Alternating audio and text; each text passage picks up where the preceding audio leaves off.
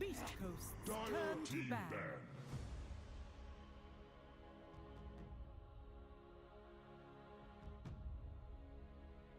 You have 10 seconds left.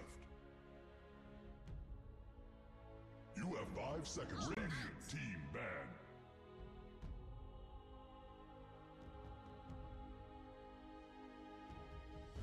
You have 10 seconds left. Hello and welcome to game number 1 in between Beast Coast and Entity for Riyadh Masters 2004 play-ins. This is the first series of the day, best of 2 series of course. I stand corrected, and this is going to be a really fun series to witness. What other than this do we have coming up? Well, we have this series going on, which is Beast Coast versus Entity, and the next series is going to be, let's see. Well, we'll figure that out. In the meantime, let's get right into the draft, people. All right, for Beast Coast, we are still in the banning phase of it, of course. We have Enigma, Monkey King, Ember, and Grimstroke banned. And for Entity, it's Templar, Assassin, and Hoodwink. Well, Hoodwink was the most contested heroes yesterday. Let's look at... Okay, so Hoodwink was in total picked 12 times and had a win ratio of 41%. So, of course, Hoodwink was the most contested hero. We could see Clockwork going down. Clockwork is still in the pool. In fact, Entity did go with Darkseer currently. You have 10 seconds left. And for Beast Coast, okay, Weaver, that goes out pretty fast. Ooh, see? Right. The bugs are just good. You know, the bug is good. Right. It's just the starting of the phase. It's starting of the draft, so it's kind of difficult to assume which direction this draft would be heading towards. That would be interesting to see, of course. You have 10 seconds left. Radiant team ban.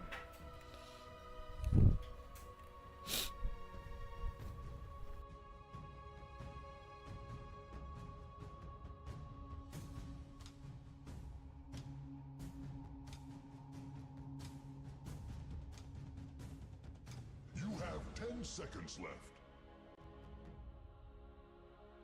You have 5 seconds left.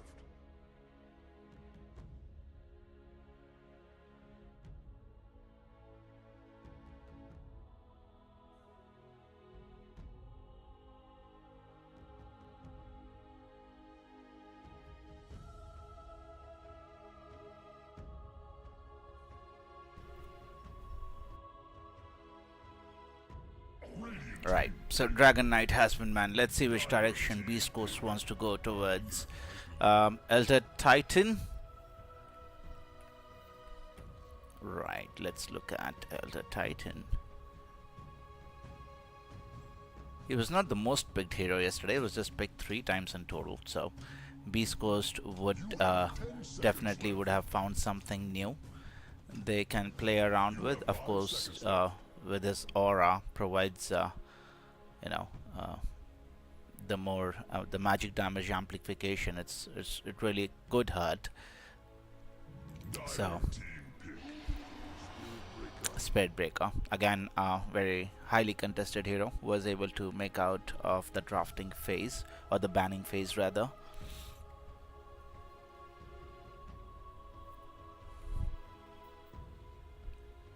So it's probably positioned for Spirit Breaker with Darkseer. Can just amplify the damage done by Spirit Breaker in the initial phases of the game. Puts Iron Shell on him, just makes him very annoying to deal with.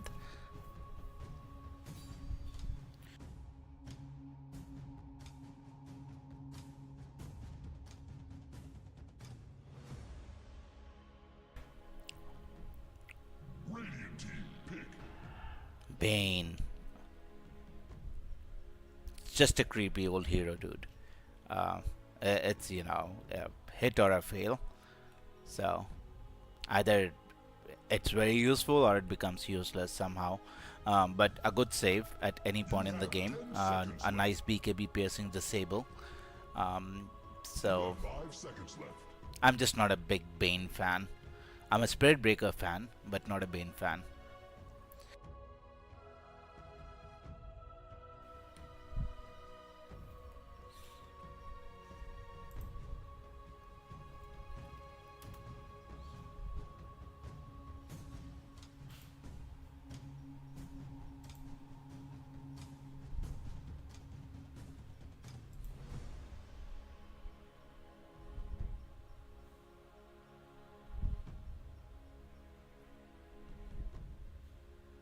Right.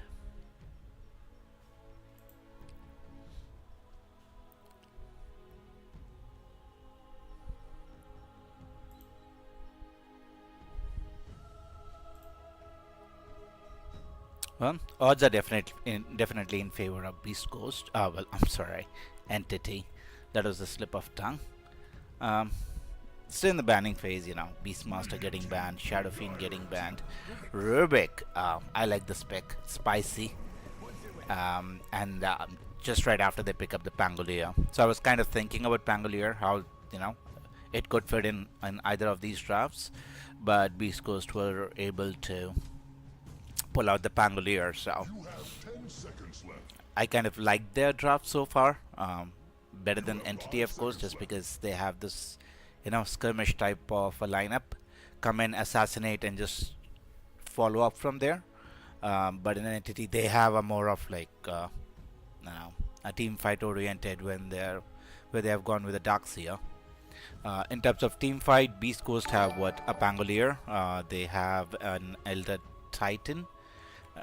So that's kind of a hero they have. And thank you for the follow. Appreciate it. Right on. Dire team banned. Cool. We got a Storm Spirit. So waiting for carry picks for either of the teams, unless they want to put Weaver on position 1. Be waiting for their carry picks now. So those are the bans we'll be looking at. Pangolier can go to flex. I think Pangolier is going to number 3. No, number 2. I apologize. Yeah, he's going to probably go to number 2 as a mid laner. And then, let's see. Okay, Tiny has been banned by Entity. What are the mid heroes do we have left in the pool?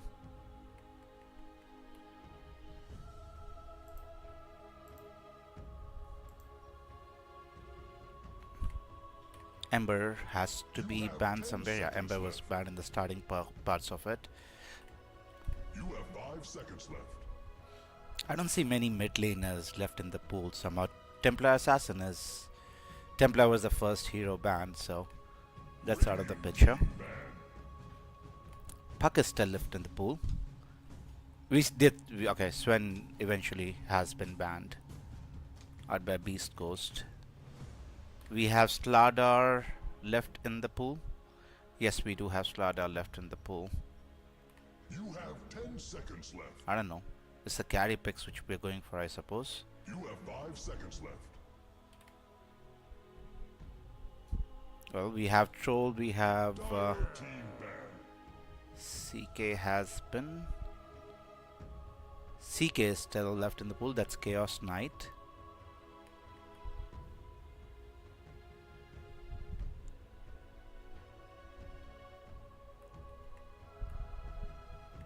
You have 10 seconds left. You have 5 seconds left.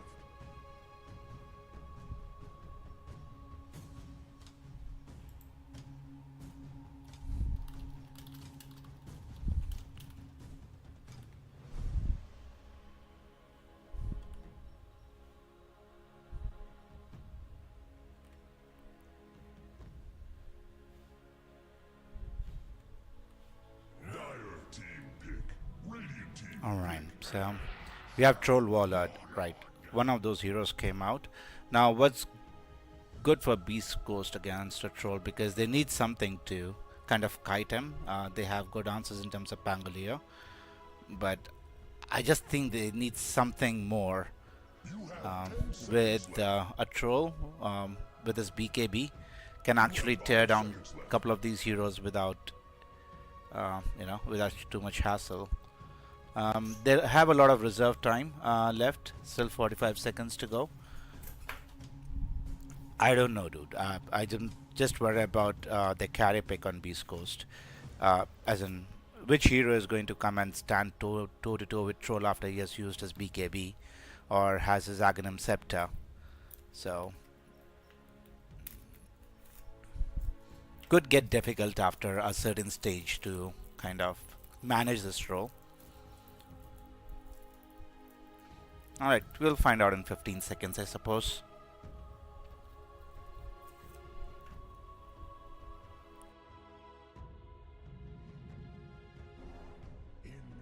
Choose your hero.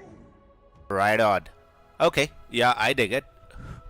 Alright, so let's see what we have here. We'll have Pack on Weaver. Moose is on Elder Titan, Elmisha Rubik. Vitality is on Pangolier, and Lumpy is going to be on Invoker. On the side of Entity, it's DM on Darkseer, Kataomi on Spirit Breaker, Fishman, Bane, and well, we have no one on Storm Spirit, and Watson would be playing Troll Warlord. An interesting matchup. I definitely favor the lineup coming out of Entity. It's just Beast goes to entirely go ahead and outplay the Entity draft, or this game could very well end in about, say, 18 to 23 minutes. That's a possibility, for sure. In the favor of Entity, of course. But I seriously hope Beast Coast are able to bring out some fight and, well, perform to give us some sort of excitement.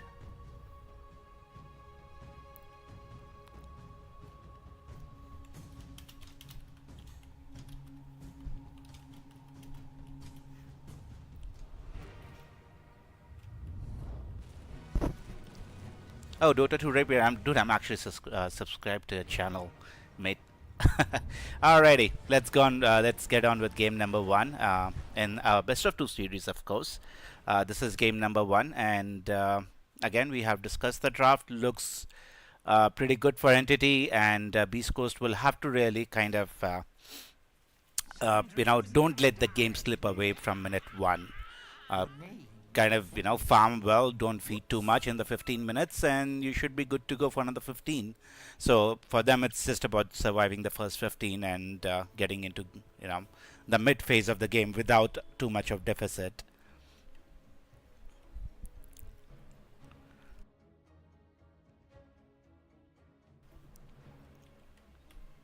Right.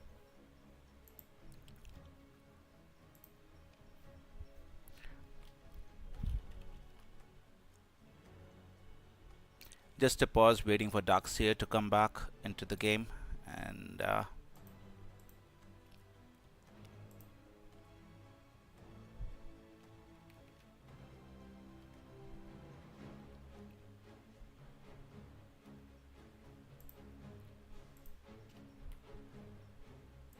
just a lot of tangos to start off with in the game, and a couple of fairy fires. How many blood grenades do we have? 1, 2, 3. So that's not bad.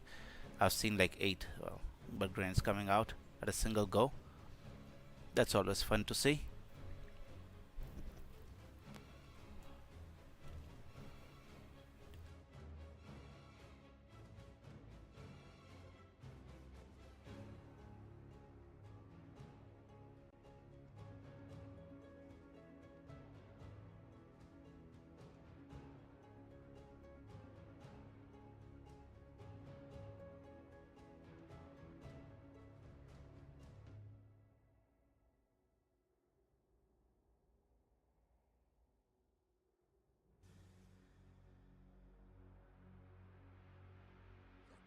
Well, we are at pause. Well, let's see who is winning in Group A.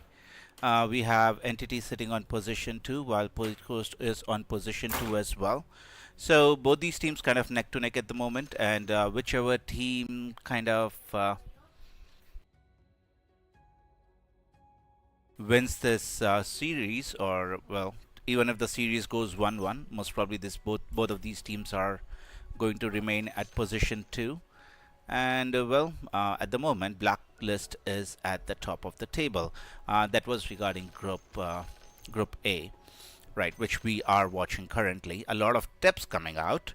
Uh, right, so we are heading towards the mid lane. Let's see if we are able to get any first blood at the starting pre the 0 minutes bounty runes.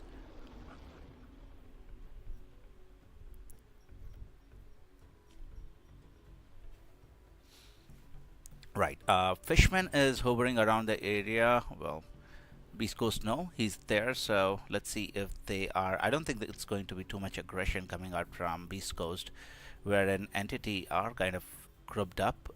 Might be looking for something. Okay, we have Static Remnant as as expected from a Storm Spirit.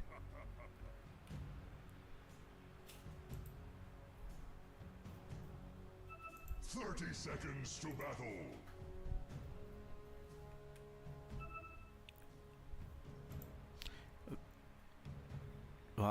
Entity have vision of invokers, so they would know that the heroes are kind of hovering around in the bottom area of the map. And before anything happens, we have another pause to contend with.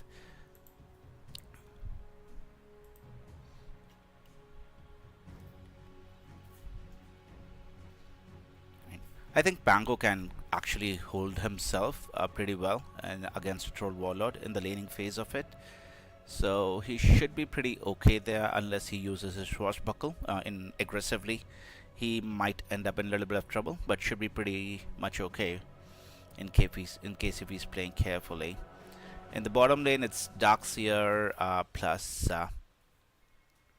Darkseer and the Spirit Breaker along with him. So they do have a lot of kill potential in the lane.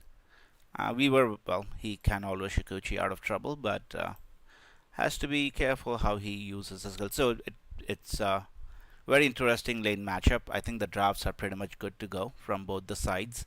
None of the teams have a cheese kind of a hero who can potentially break open the game in the initial phases of it. So probably we're looking at a little bit of farm oriented starting 10 minutes, wherein we'll get a couple of kills here and there, but it's not going to matter a lot when we come to the mid game. All of these heroes should be able to find their farm, well, to an extent.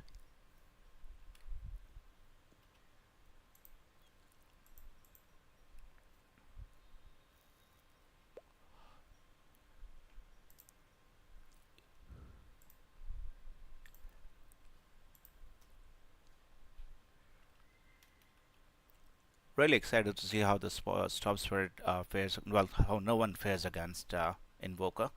Has pretty good understanding. Well, he has been a pro player for a long time, so let's hope that no one is able to show us a couple of nice moves coming into the game with the Storm Spirit. That would be fun to see. Right, itemizations, and a very long pause before even the game starts. So May.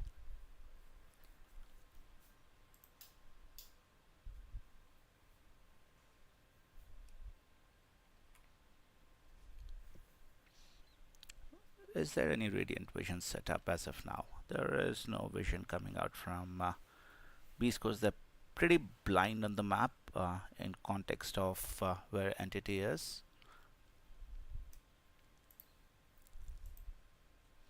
And well, Darkseer with just gauntlets of strength, boosting up his HP just to survive in the lane.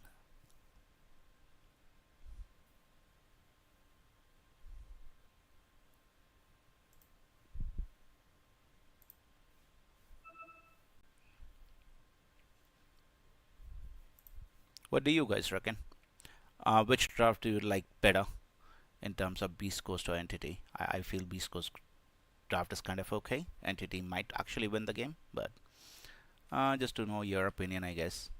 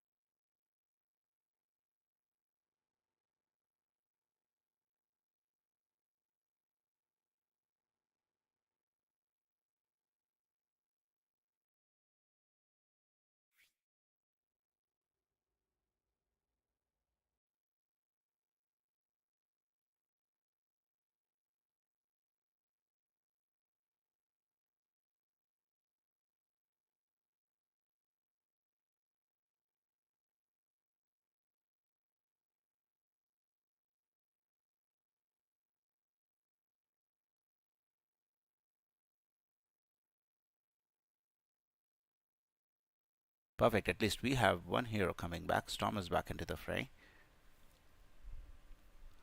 Lumpy, come back, dude. Entire Dota community is waiting for you.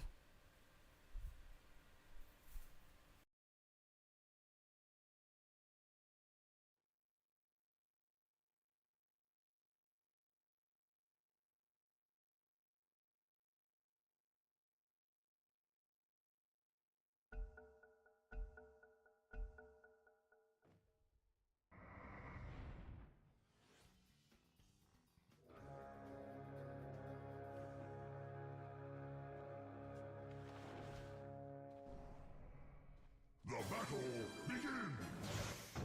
And we're right back in it. A little bit of action happening.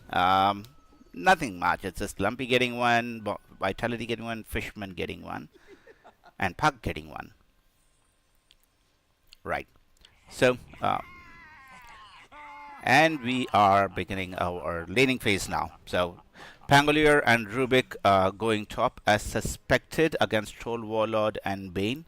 In the mid lane, we are going to see no one on his Storm Spirit and Lumpy on Invoker.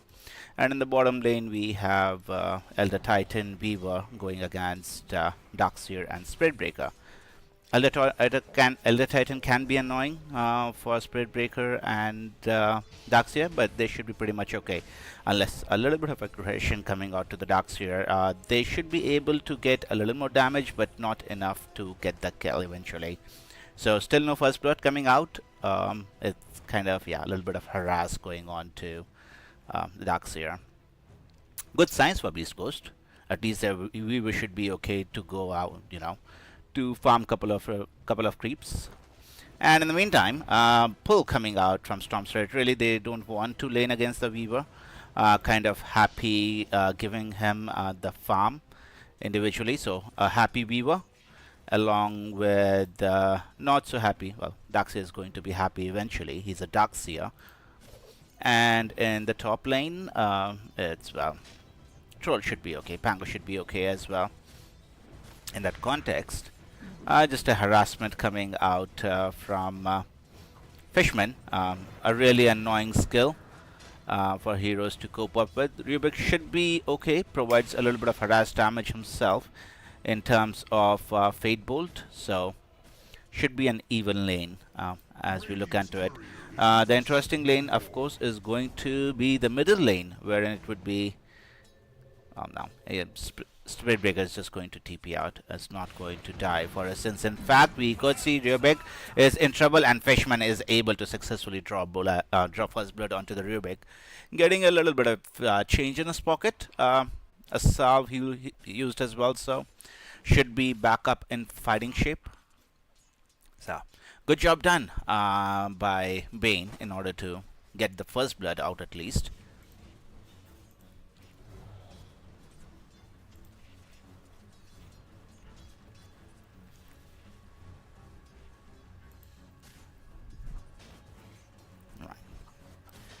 In terms of last hits, it's Weaver who is leading the net worth chart currently, closely followed by his counterpart, which is Troll Warlord, and then followed by Pango and Storm Spirit. So, by the looks of it, it's, as thought, it's not going to be a bloodbath at the starting phases of the game. Most probably it's going to be a little bit of farm fest, wherein Entity are happy with pulling the creeps onto their side of the map in between their tier 1 and tier 2 tower, wherein they don't have to deal with the Weaver and feed him any kills in the starting phase of the game. So a little bit of farm oriented, gets kind of boring, but again they do what they need to do in order to win, right? So any tactic is a good tactic till the time it's working out.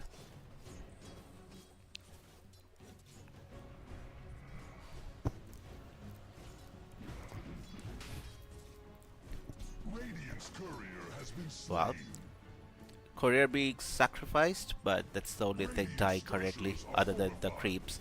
A lot of pressure being put onto no one by Lumpy, but he is kind of low on HP, does have 3 wand charges, so should be okay. On the other side, we have the 4-minute water runes spawning, so no one should be pretty okay snagging one for himself.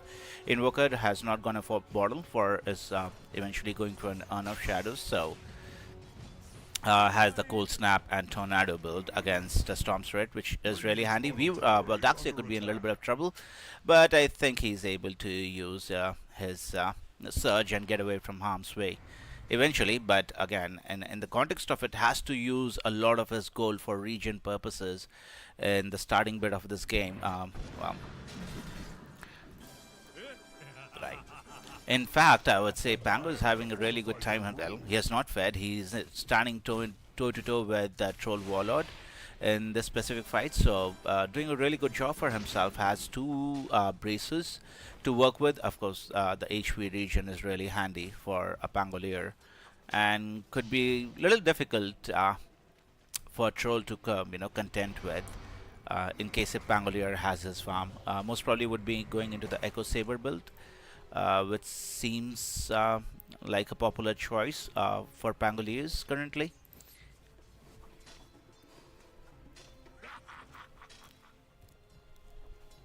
Stupendous. Right, so moving into net worth, Troll Warlord clearly on top, well, with the Weaver. Right, another courier. In fact, we see a movement coming out of Bane. Let's see if they are able to finish the Weaver. He is only level 4 at the moment.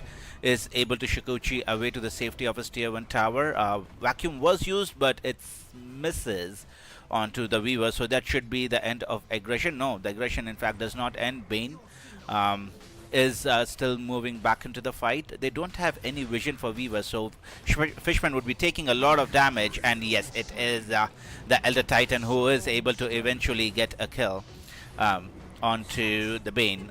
But now, let's see. Now, I don't think they are in a bit of trouble, but yeah, Elder Titan should have enough legs to walk away from the damage.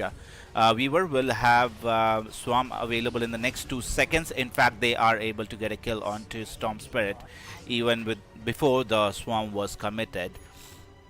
So in totality of it, I think it's going to be the Weaver who is going to be most happiest in that engagement, dishing out a little bit of damage, but less than Elder Titan. So that shows you the power of Elder Titan.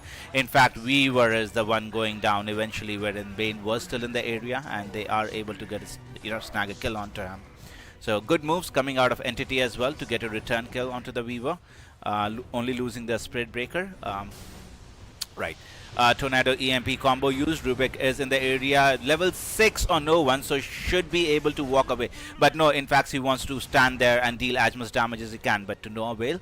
As it seems, he ends up giving his life away to Lumpy, who will have an earn charge as well to work with.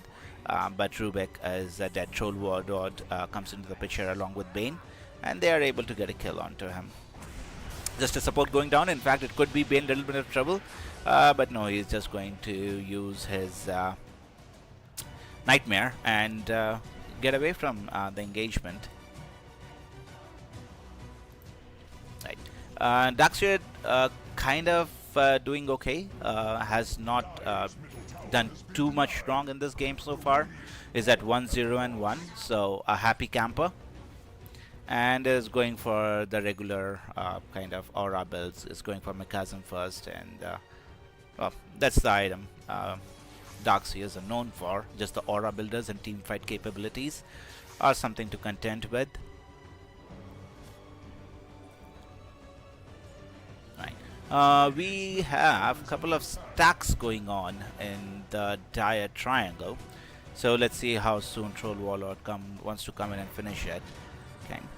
Top lane being pressured. Troll Warlord has kind of went into the jungle now. He has it as level 6. And it could be Fishman who could be in a lot of trouble here. There are 3 heroes in the vicinity coming out of Beast Coast, and they are cruising along this game currently. The kill score is 4-4.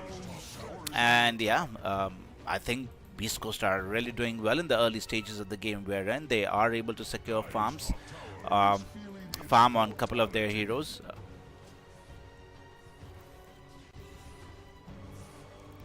Dire's top tower is under attack.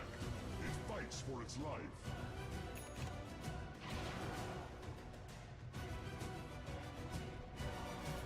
Perfect. We are 9 minutes into the game now. Invoker is actually setting up for Troll Warlord if he's able to get his eyes on to him. But I think now there is no further movement coming out from Beast Coast and Troll. You know, he thought there's something fishy going on. It's in terms of itemization, he is going for Mithril Hammer first. Well, Mjolnir as the first choice of item, and well, almost 10 minutes into the game, what do we have? It's Troll, and we were going to the same itemization. Darkseer with his arcane boots. Nothing too significant at the moment, other than Invoker has completed his Urn of Shadows and going into his Spirit Vessel. So, 4 to 4 kills, net worth pretty much even currently. Both teams are kind of content in farming as we are looking at it. Win probability is towards Entity's side, 72%. Beast Coast was 28. A move into the mid lane now. Elder Titan could be in a little bit of trouble. Does have no one on top of him, but there is a return kill onto the Spirit Breaker as well, which was snagged by Pangolier. Roll has been committed. Let's see if Storm could be now. Has too far away from the reach of Pangolier, and realizing his team is kind of too far away now to get a kill onto the Storm, they kind of give up the chase and not pursue him any further. Right. In the bottom lane, do we see now there is a movement onto the Pangolier, who does not have his Rolling Thunder currently, and does not have his Swashbuckle as well, so eventually would end up giving his life away to no one. So no one is a hero, and he was the top net worth hero on the map, so a great kill coming out of no one, you know, having the presence of mind. So yeah, as we were discussing, he might have end up giving his kill away, but he did eventually. Right, a little bit of stacks now. Let's see if this stack, yeah, the stack has already been cleared by Invoker. No, who did the stack get cleared by? Dire's bottom tower is under attack. It may get stabbed. It's just an assault on the bottom tier 1 tower. No contest coming out from Entity. They are like me. They can let go of this tower. Dire's bottom tower is under attack. Dust used onto it. Right. They are able to get the Nether Swap onto the Invoker. In fact, could be in a little bit of trouble. Is the first hero to go down, closely followed by Entity. So a nice 5-man rotation from Entity and able to get 2 quick kills onto the Radiant side. Not exactly sure how important that move was, pushing into the tier 3 tower. They did end up getting the tower. They, you know, got what they came for, but losing your Invoker and then losing your tier 1 tower back, not sure if that was the idea, but eventually that is what is going to happen currently. And Bane, able to walk away, is taking a lot of damage, but should be okay. The vacuum has been committed by Darkseer. I'm sorry, the surge has been committed by Darkseer onto the Bane for him to walk away from the engagement. DM does have his mechanism completed, so is not too threatened by the couple of heroes being showed by Beast Coast.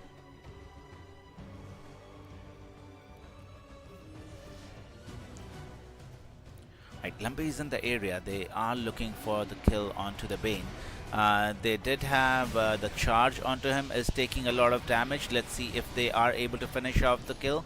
But no, eventually Fishman is able to walk away from the engagement. Weaver is in the vicinity trying to get the kill. One more last hit needed. No, they don't have the damage. In fact, their Pangolier goes down in the engagement. So I would say a lot of bad luck going up for Beast Coast, wherein they should have got the kill onto the Bane, but just one more hit was needed, dude. He was down to what, 5 or 10 HP, I suppose.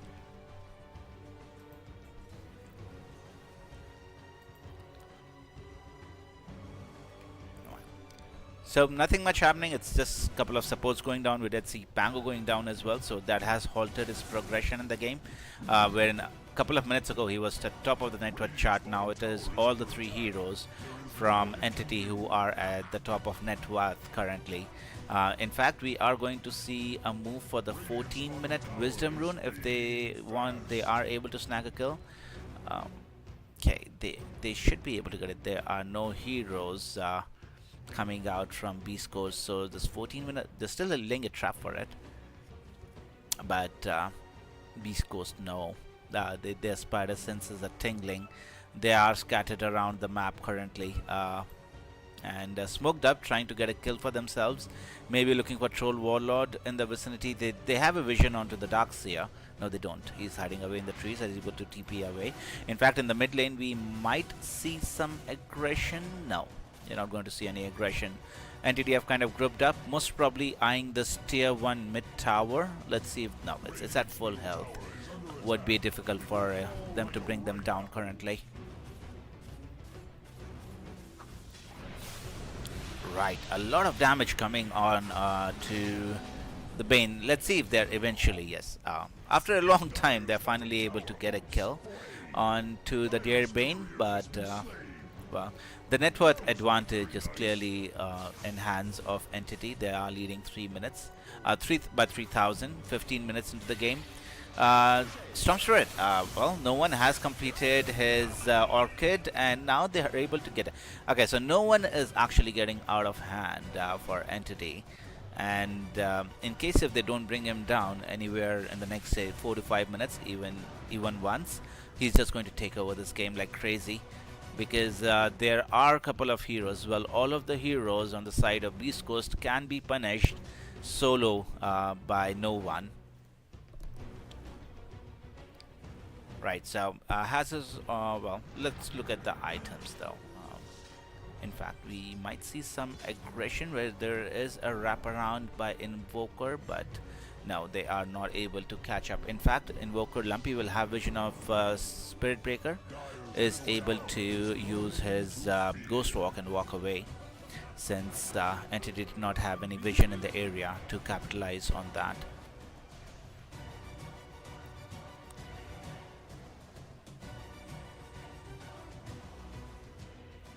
Right on. So again, it is a little bit of Entity kind of leading. However, a couple of kills like this onto the support heroes, a nice lift by Rubik, and they would be able to stop the Spirit Breaker in between his charge.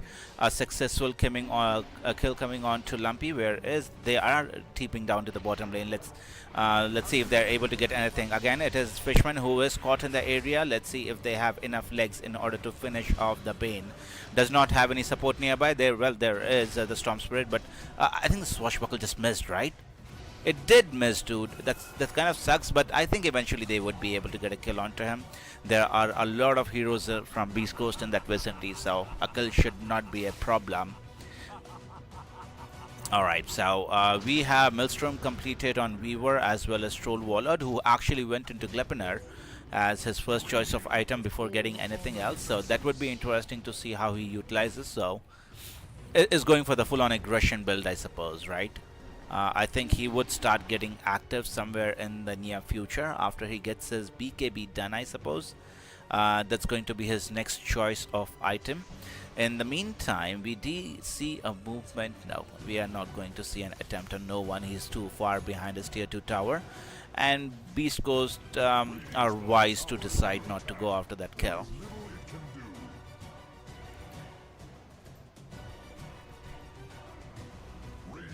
Right, a smoke coming out from Entity.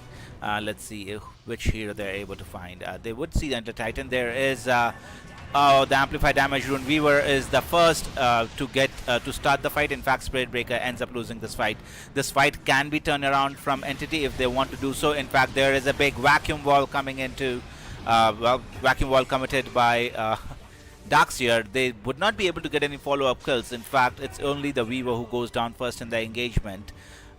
So 2 big kills coming from Entity. Nice turnaround move. I think Beast Coast just got too greedy after they got a kill onto the Spirit Breaker. Should have backed away and waited for the opportunity, but going onto the small high ground area kind of screwed up their team fight altogether. Eventually losing the Elder Titan, not that bad, but losing their tier 1 mid tower and the Weaver, of course, that's got to hurt Beast Coast. In total, winners of the fight were clearly Entity. Weaver dying is a shame, but yeah. Respawn Weaver is going for a Lincoln Sphere next. In fact, he is the first hero to be gone upon. A lot of follow-up heroes coming from the side of Beast Coast. They might now. Not exactly sure if they will be able to commit on to the Weaver. Does have his time lapse available, but would not have the opportunity to use it. But in fact, it's the Elder Titan who was trying to help his comrade, eventually loses his life as well. So this is the area where they, well, Beast Coast, by they have to be really careful about positioning on the map, because Storm Spirit with the Orchid is a handful currently. Pango is being charged upon, is able to TP away back to the base, knowing that there could be a couple of heroes in the vicinity. So wise movement.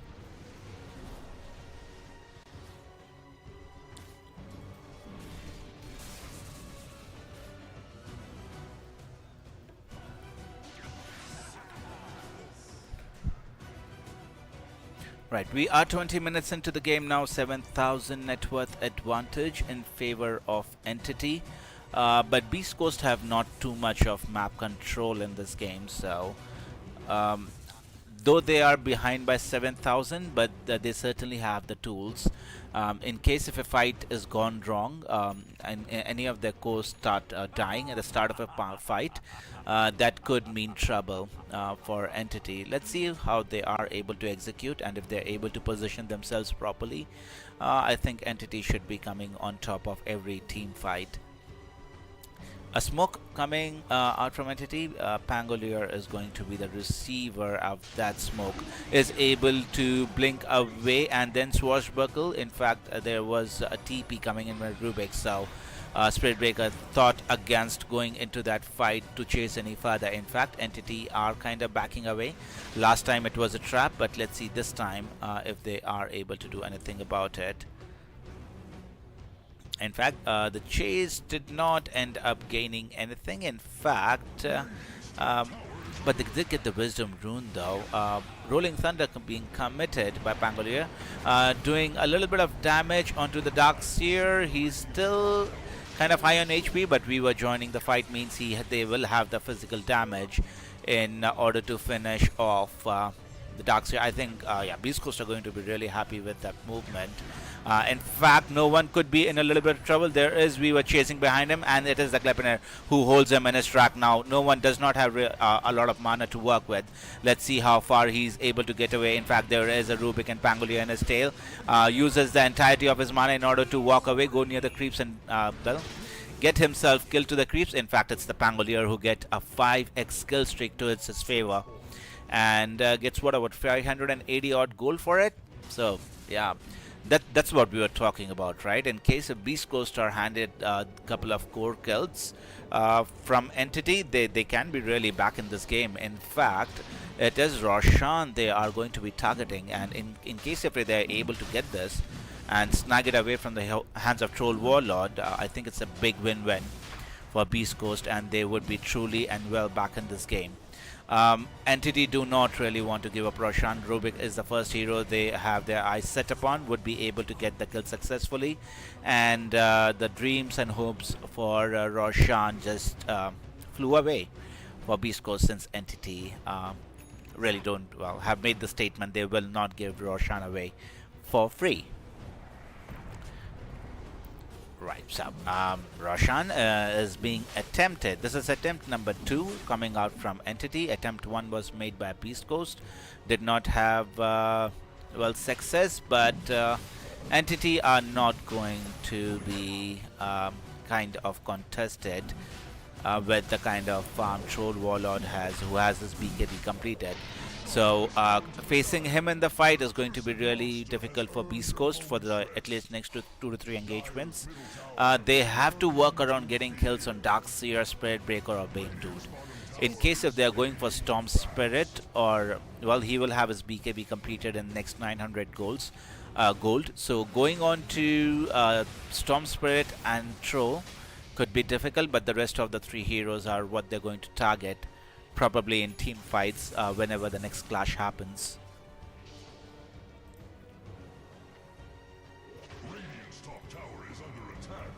Right, so The shot going into the favor of Elder Titan. What does that do anyways? See the Radiant's top tower falling short. Oh, okay. So basically reduces cooldown and he can swap places with the stomp area. Right.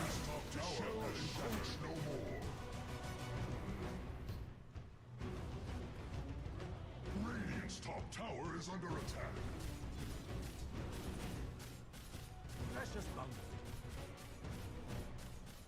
I foresee the Radiant's top tower. Alright, so with the Aegis of Immortal in his inventory, Troll Warlord has decided to take down the tier 2 tower.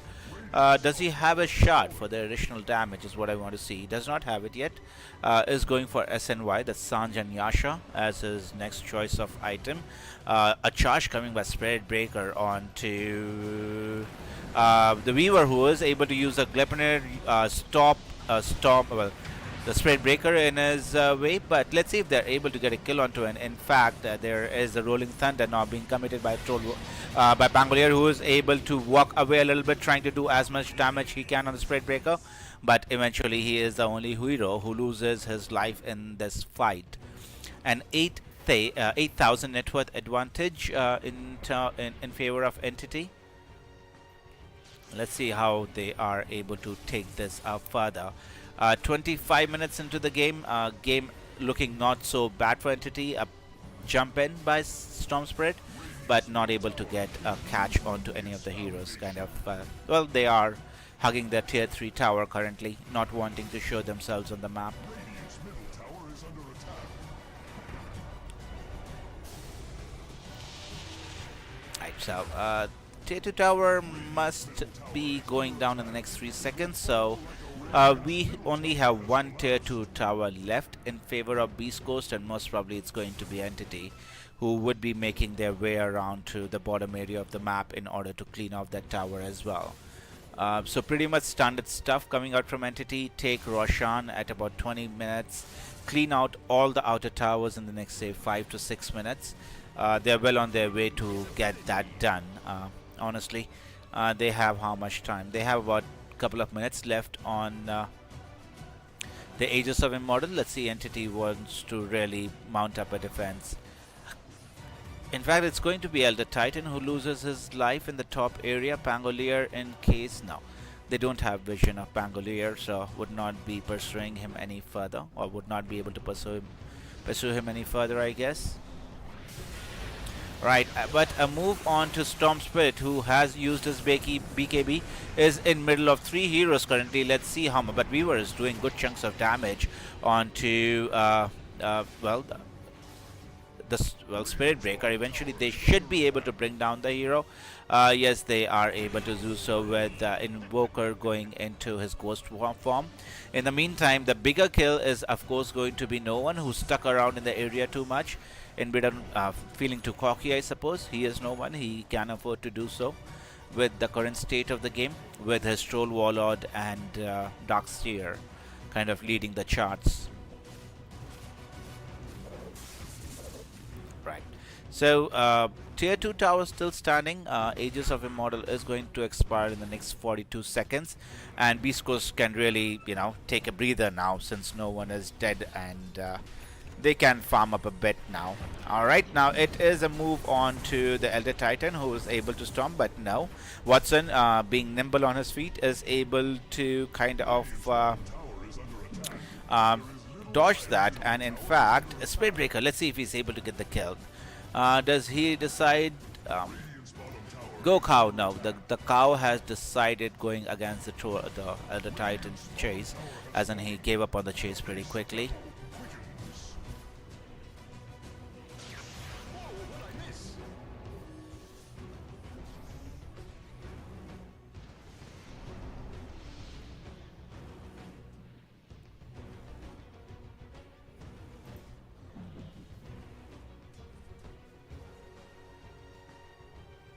Right, so 28 minutes into the game, 9,000 net worth advantage for Entity, but they are very far away from closing out the match though, and I would say it's let's look at the win probability. 97% in favor of Entity, 3% in favor of Beast Coast.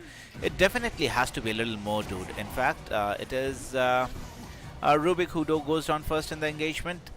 If they're able to bring down no one couple of more times, they should be pretty much okay to make a comeback in this game. I just feel Dota is kind of exaggerating. Given them at least 10%, I suppose, if not that. Right, because they just have to cover, kind of dodge couple of skills, maybe, kite out, troll warlord a little bit, waste his ultimate, waste his BKB, and then make a move. No one would not be in any sort of trouble just because he does have his BKB in his inventory, and there is no way they are going to bring down the Storm Spirit. Like, they don't have enough lockdown for him. They don't have any active stunts unless Pangolier gets his Basher, which is quite a little bit far away. Weaver could be in a lot of trouble. In fact, we could see Weaver has decided to use his BKB, is going to turn around and fight. Storm Spirit New could die in that engagement, so it's just going to BKB TP away, and it is going to be the Fishman who's going to be the sacrificial lamb for Entity, and the rest of the heroes are kind of maintaining their safe distance. So nothing lost for Entity, just the Bane. They should not be very sad about it, as the Storm Spirit was able to just BKB TP away from that engagement. Net worth advantage slightly moving forward for Entity. They have a 10,000 advantage currently. It's been eventually growing, right? It's not a sudden increase of gold which they have had in their pocket. We have heroes kind of farming from Beast Coast as well. Weaver is in a decent position. In fact, the vision is because on Rubik should not be long for this world, would eventually end up going down. In fact, the second hero is going to be the Elder Titan who falls. So another 1,000 gold added to their kitty for Entity when just the two supports dying. But at this point, if you look at in totality of it, how many times can you afford to die, correct? Pangolier could be in a little bit of trouble. There is ouch, that hurts. Yeah, this is kind of slipping away from the hands of Beast Coast. They really have to be careful how they show themselves. Just throwing away kills in front of their tier 3 tower is something which you really cannot afford to do with a Troll Warlord in the opposition team. So the first tier 3 tower going down, Troll Warlord able to successfully take it down. And let's see where they are heading towards now. Most probably they will be waiting for Roshan to go ahead and invade the high ground. So that's most probably what they are going to wait for. And it would be interesting to see how much Beast Coast are able to farm up in this specific area or in this specific time, so that they can actually contest against the next push which would come from the side of Entity.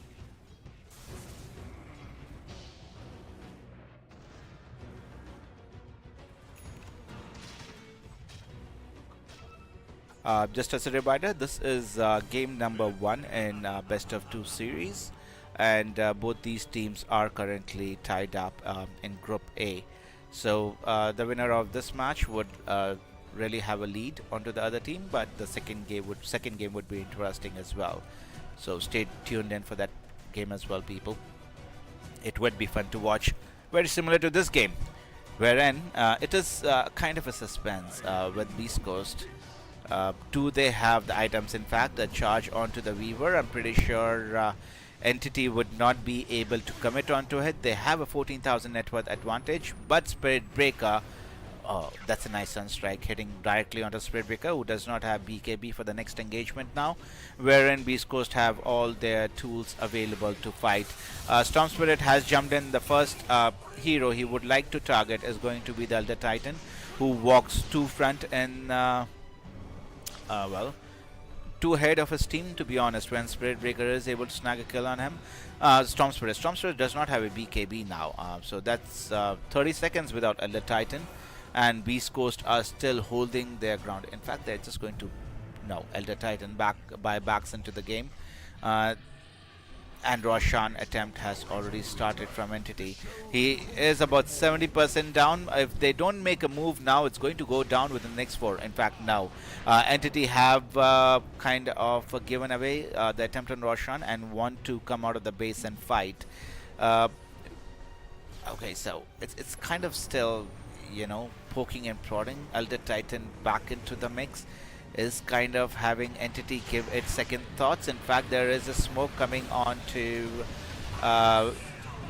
Bane, but he is still kind of okay. In fact, it is a dieback on Elder Titan. Troll Warlord has committed his BKB, is trying to chunk onto the Weaver, does have a successful net connection. We were able to use this time lapse so we walk away, but no, it's going to be Storm Spirit who is able to come back and get a kill onto the Weaver. Now, a lot of heroes falling down from the side of Beast Coast, and this fight is practically over. They really had to commit too much in order to get a kill onto Bane, and eventually that team fight was just not meant to be in their favor. Okay, so Aegis number 2 goes in favor of Entity, who should be looking towards invading the high ground now. 23 net worth advantage now for them, and yeah, that fight really, yeah. Now really, they will have to really outplay. Beast Coast will have to outplay themselves in order to fight Entity if they really want to come close to it.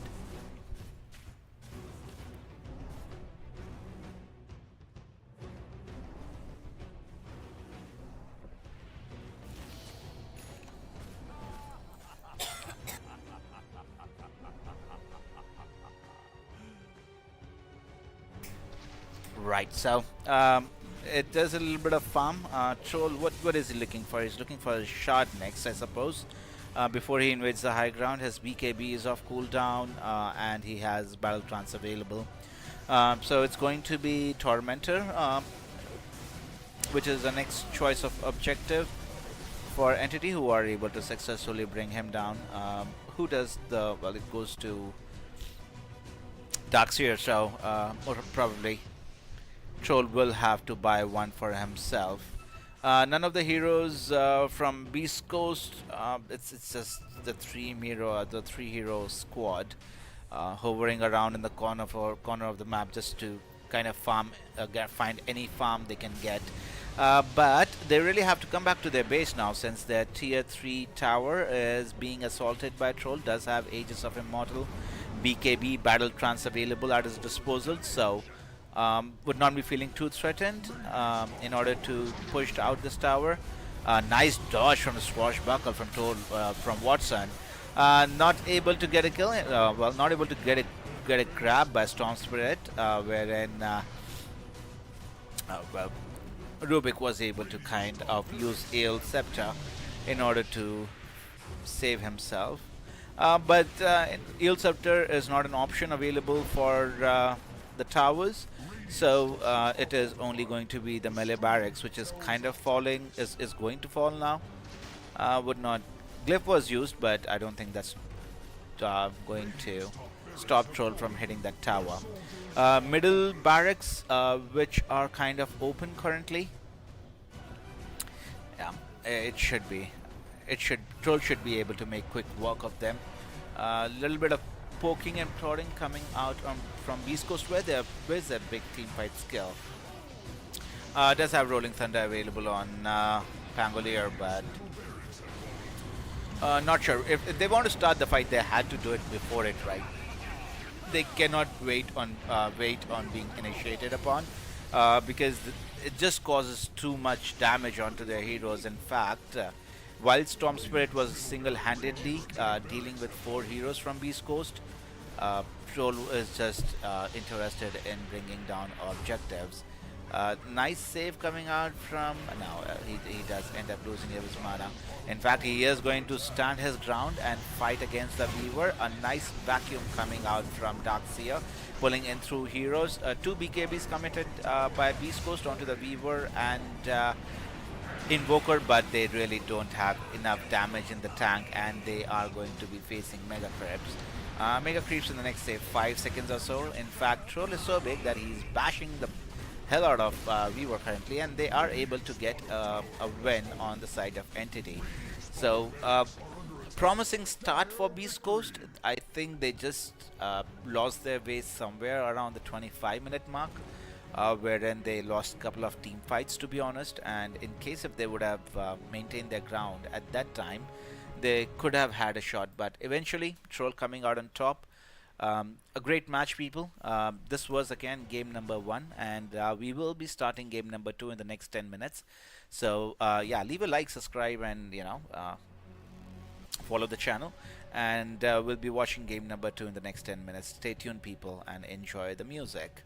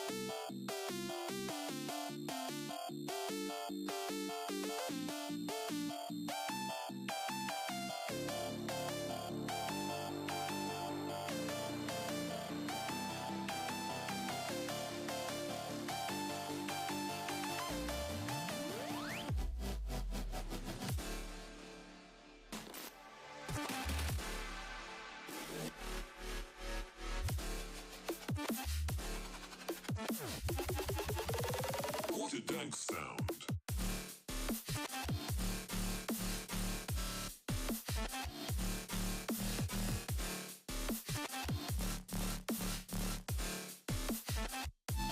What is that?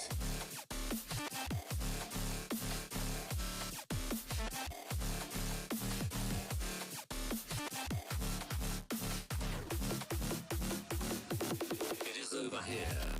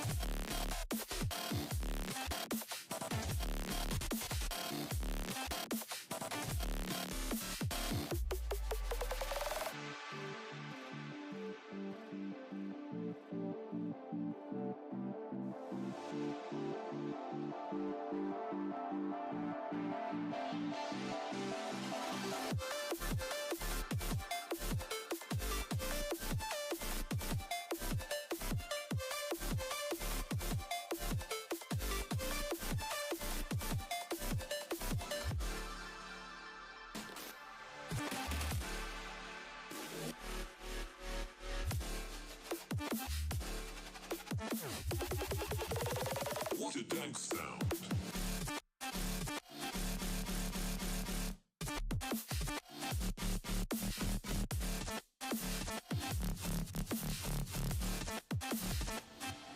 What is that?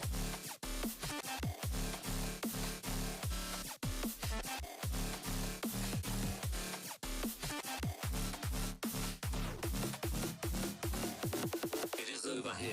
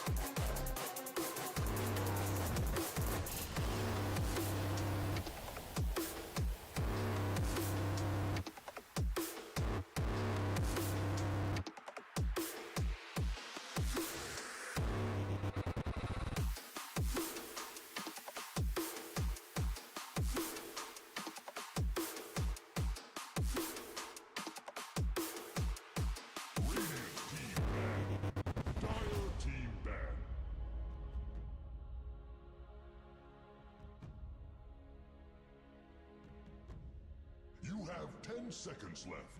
Dire team ban. Radiant team ban.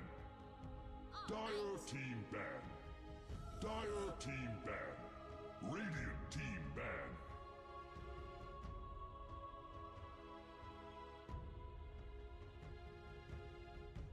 You have 10 seconds left.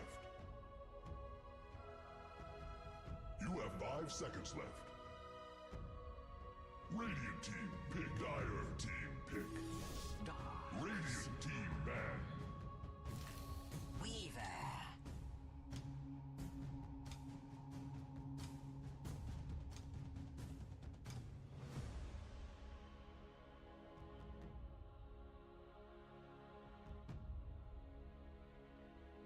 You have 10 seconds left. You have 5 seconds left.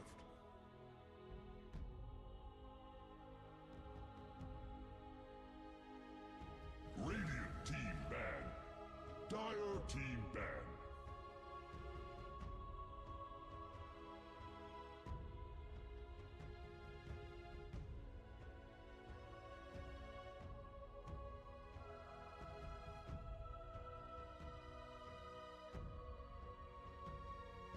You have 10 seconds left.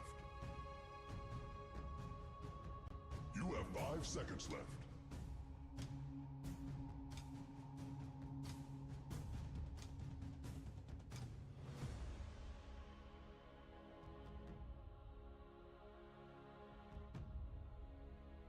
Dire team pick. Radiant team pick. Clockwork.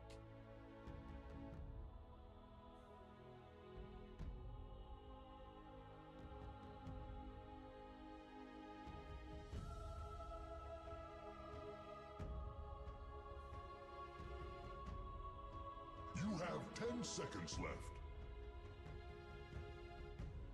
You have 5 seconds left.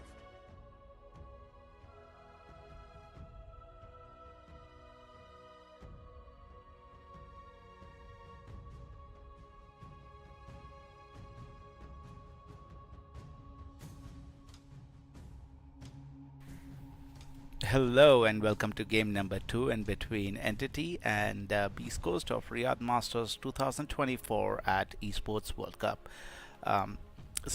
Game number 1 comprehensively taken by Entity, and before that, my name is Nick. I will be your caster for today. And moving right into the draft, we have the same combination as we saw in the last game of Darkseer and Spirit Breaker in the bottom lane. Well, this time it's going to be in the top lane for Entity since they're Radiant. And for Beast Coast, they did have Weaver position 1, but this time they have a Clockwork to play with. Right. I would say a better hero. A combination of Weaver and Clockwork can be potent, wherein Clockwork himself in the early stages of the game is kind of a menace to deal with and can pretty much solo kill any of the heroes, squishy heroes at least. I would not say the tanky ones, but would be able to clear out squishy heroes on his own. And in terms of ban, we have Templar, Assassin, Hoodwink, one of the 2 most banned heroes in the tournament so far. Gyrocopter, Beastmaster, and Shadow Fiend. On Beast Coast, we have Enigma, Monkey King. Okay, we are going with Disrupt. A great hero against Clockwork, to be honest. I don't mind that pick coming from Entity. Nice counter, is able to kind of have the ball rolling in case if there are any heroes who are trying to escape, can catch up to onto them. Plays really well from the front, and Entity are expecting to be in front at some stage of the game at least. So if they get their noses in front, they should be able to pretty much do wonders. And for Beast Coast, we have Pango, very similar to the last game on his position 3. But we are going to be seeing Shadow Demon as position 5 this time around. So it is their mid laner who Beast Coast still have to pick up. would be the next hero of choice before we get Entity with their probably safe laner, or they might save it for later. Let's see. They go for Void Spirit. Okay, that was one mid hero. In fact, there were a couple of good mid heroes still left in the pool. So Entity have gone with Void Spirit, nice aggressive hero. So can really follow up with Spirit Breaker and Darkseer, Disruptor right behind them. So a good lineup coming out from Entity, very team fight oriented, and in case if they have their vision set on any hero, can probably bring them down from 100 to 0 within a couple of seconds. You have 5 seconds left. Entity realizing the threat of Husker against Void Spirit. So okay, Bloodseeker banned out by Beast Coast.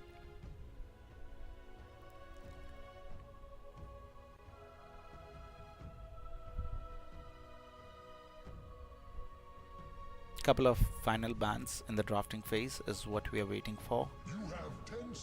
Again, a mid. No, it's a safe lane who will be banned out by Beast Coast. Troll is still in the pool if Entity want to go for him. We have couple of more heroes still. And who else is left in the pool? If I can check. Right.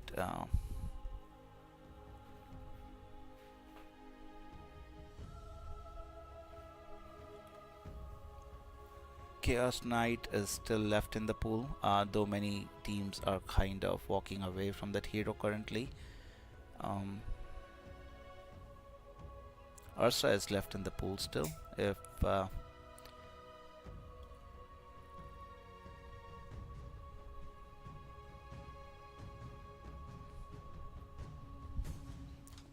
it's difficult to say. It could be Moeta they can go with. In fact, it is the Troll they have finally decided.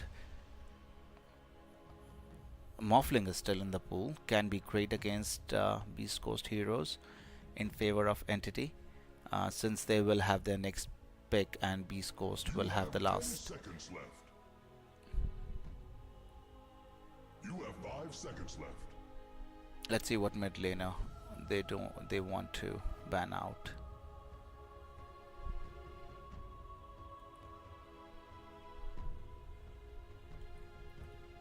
Zeus is left in the pool. Not exactly sure how. Oh, they're going for Beast Coast that can be picked up.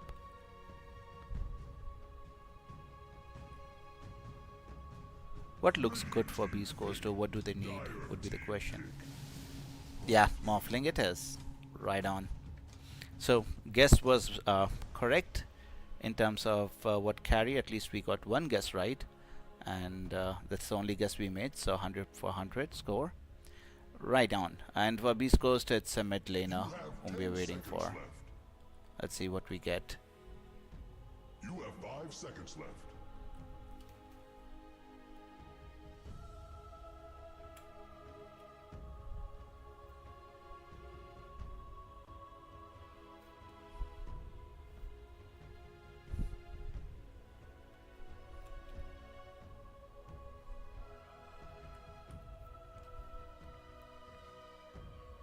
Terms of mid lane, interesting.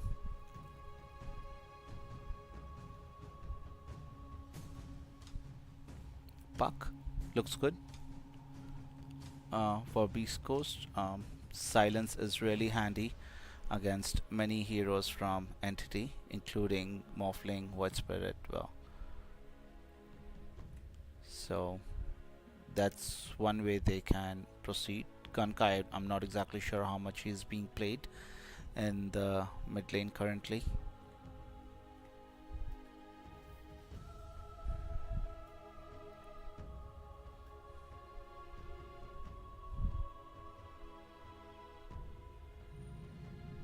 And it's going to be Slardar.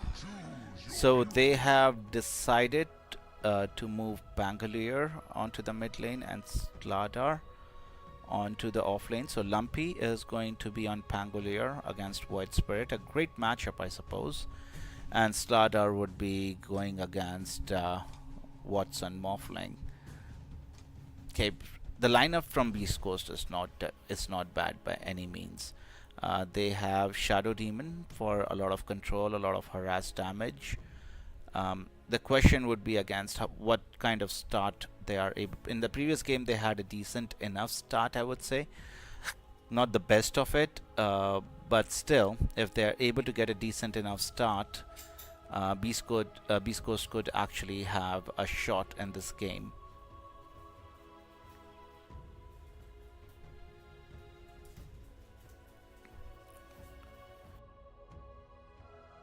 Alright, so not a bad draft coming from it's Beast Coast game to lose, I would say.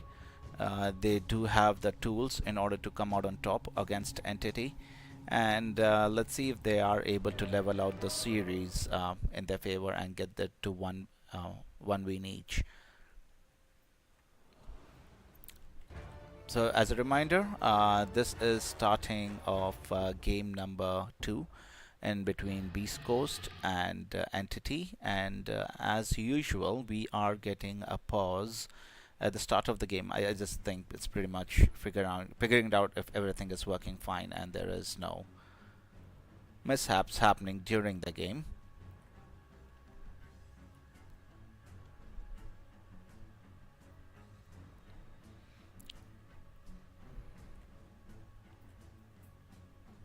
I would say the first blood goes in the favor of I don't know, dude. Both the lineups look good, so I'm just going to leave it at 50-50 currently.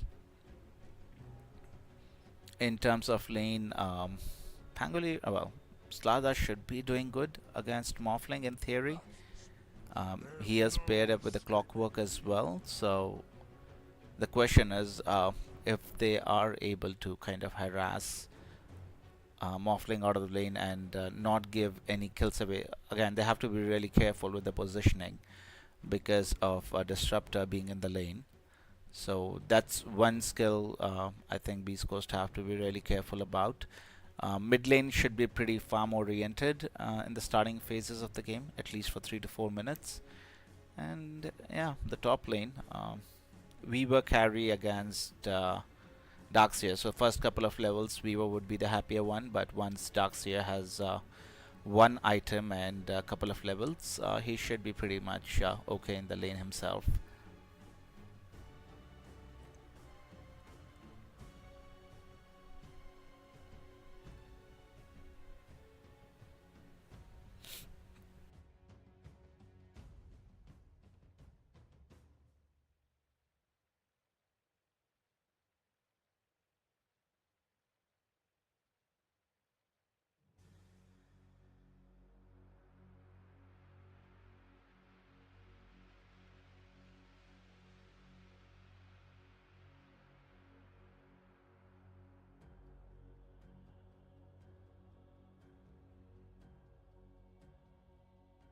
Still waiting for the players to be ready for the contest. In fact, we are ready for the contest now. Wonderful. Game on, people. So let's see if Beast Coast are able to level out the series, or it is Entity taking the series for 2-0 and climbing on top of Group A. That would be interesting to see. Right, a movement on to mid lane. Well, I think it's just a little bit of vision. Kataomi wants to just know where the dire heroes are. Not exactly sure it would be dewarded though. So, and of course, Beast Coast have set down vision at the bottom area of the map, which I think should be dewarded very soon. I think, yeah, they did have the vision. They knew there is a ward somewhere. They have the vision. Yep, they have the vision and are able to secure 100 gold to start the game in favor of Entity. So Beast Coast would no, I don't think they're going to get that top ward dewarded. The pattern is complete.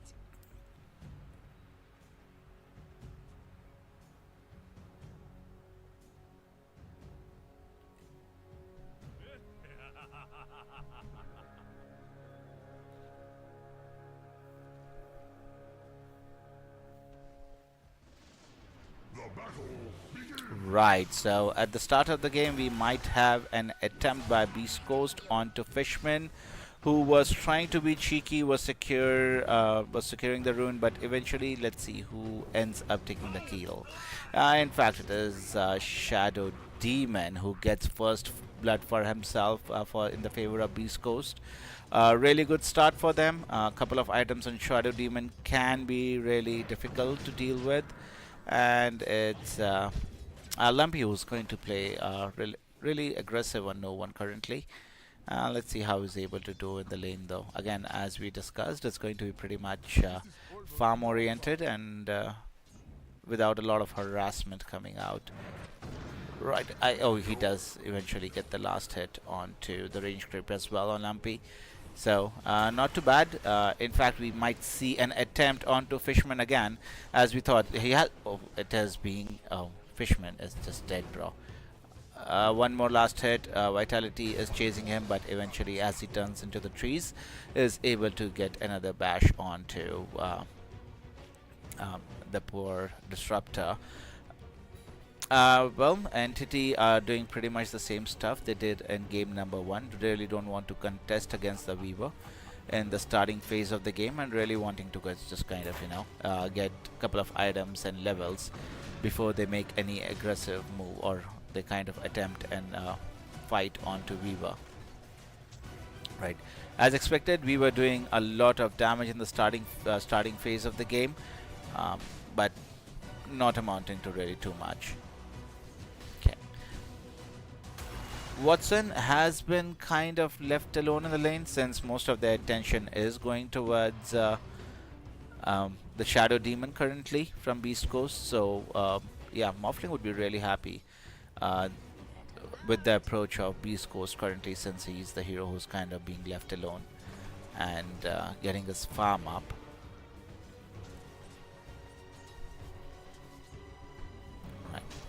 So a little bit of denies and fights happening in the mid lane. Okay, one water rune going to both of the heroes who have their bottle. A little bit of damage being done onto Watson, but with his strength attribute should be pretty okay. Fishman just trying to get the wave pull coming in, but not successfully able to do so. Well, Pangolier is kind of enjoying himself in the mid lane currently with 14 last hits.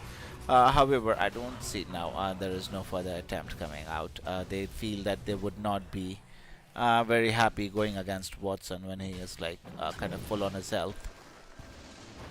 Alright. So, yep, an attempt was made, but again, the glimpse always a handy skill for Entity, but it's good from Beast Coast though. At least they're not losing the lanes and getting their farm up on their heroes.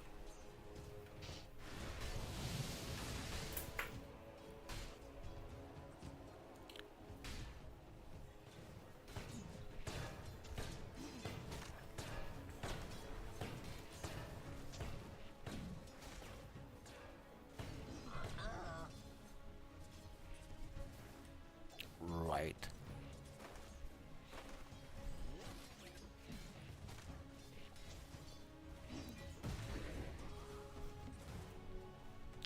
Still a very peaceful game. Just a lot of creep hitting is the agenda for a couple of these heroes. Well, almost all of the heroes, to be honest. Right. Fishman could be, no, there is a glimpse from Disruptor is able to successfully just glimpse away Shadow Demon, so has no further danger, is in no further danger. In fact, we could see Darkseer in a little bit of trouble, but no, they don't have enough juice in the tank in order to get that kill. But on the contrary, at least they were able to dish out a lot of damage onto the Darkseer.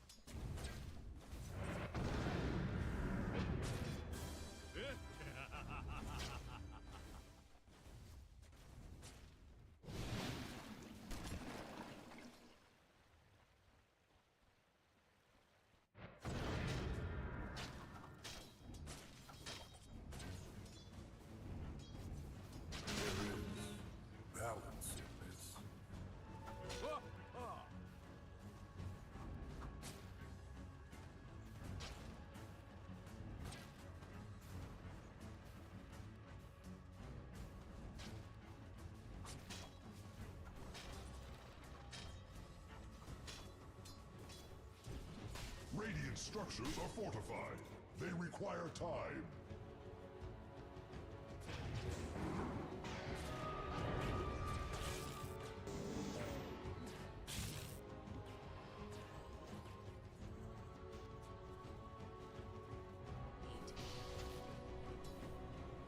Dire's top tower is under attack. It fights for its life.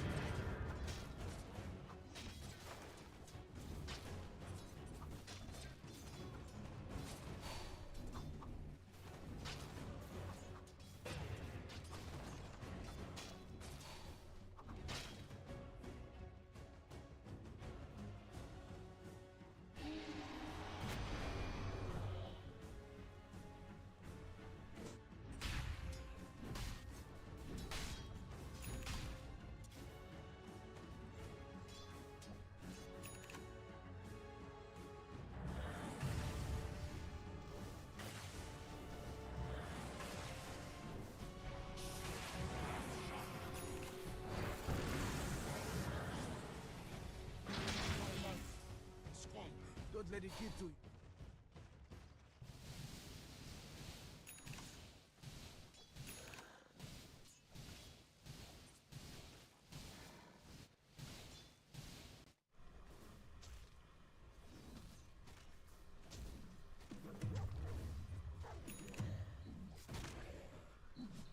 Radiant's bottom tower is under attack.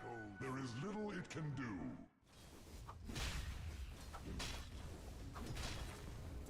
Radiant's bottom tower is fading fast. My mechanism dies.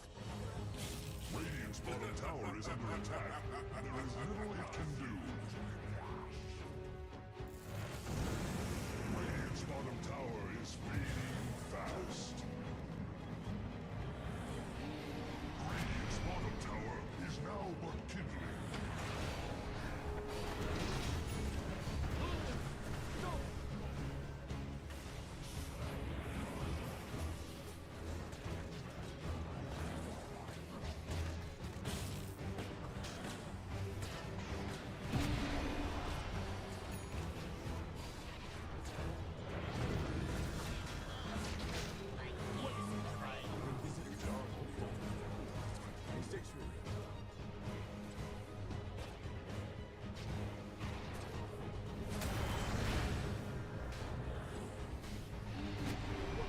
Radiant's top tower is under attack. Killing spree!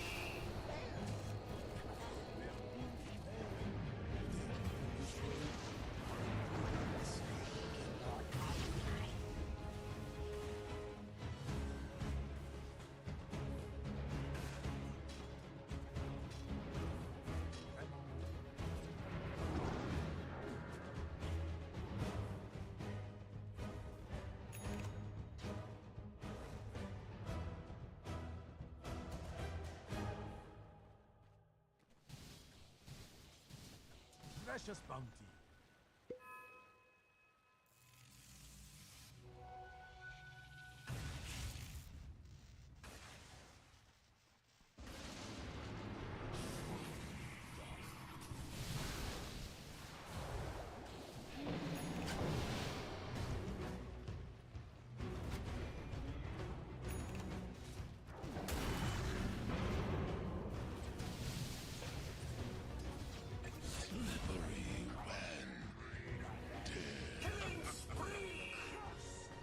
Dire's bottom tower is under attack. It may. Radiant's top tower is under attack. It shall encroach no more. Dire's bottom tower is under attack. I foresee the Radiant's top tower falling shortly. Dire's bottom tower is under attack. It may. Radiant's top tower is under attack.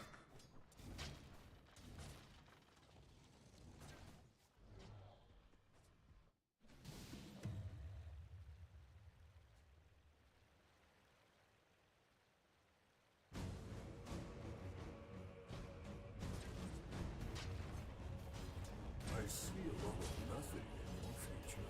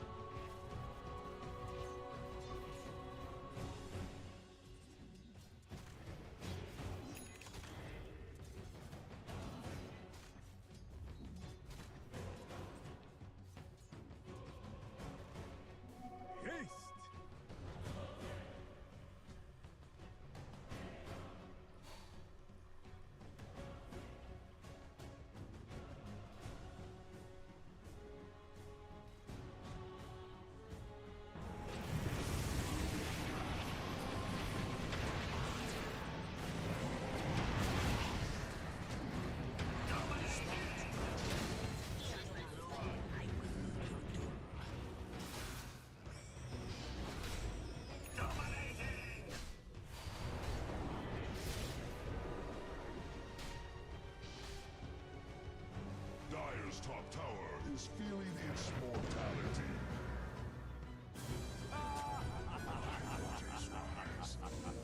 Dire's top tower is under attack. Radiant's middle tower is under attack. It will fall like a ripe apple.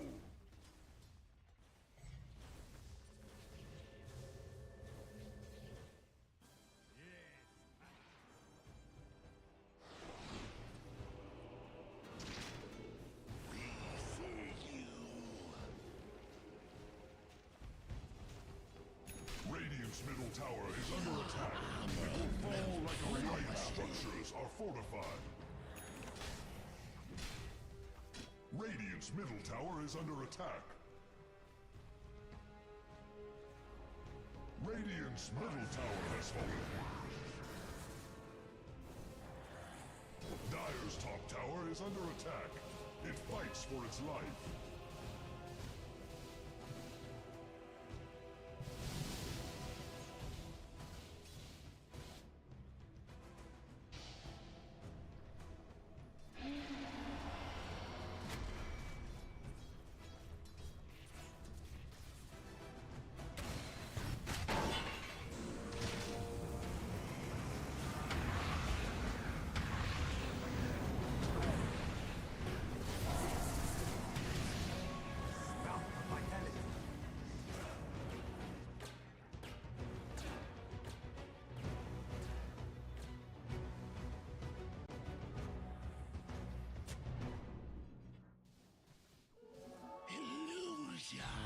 Radiant's middle tower is losing its foundation. Dire's bottom tower hopes for aid. Radiant's top tower has shattered.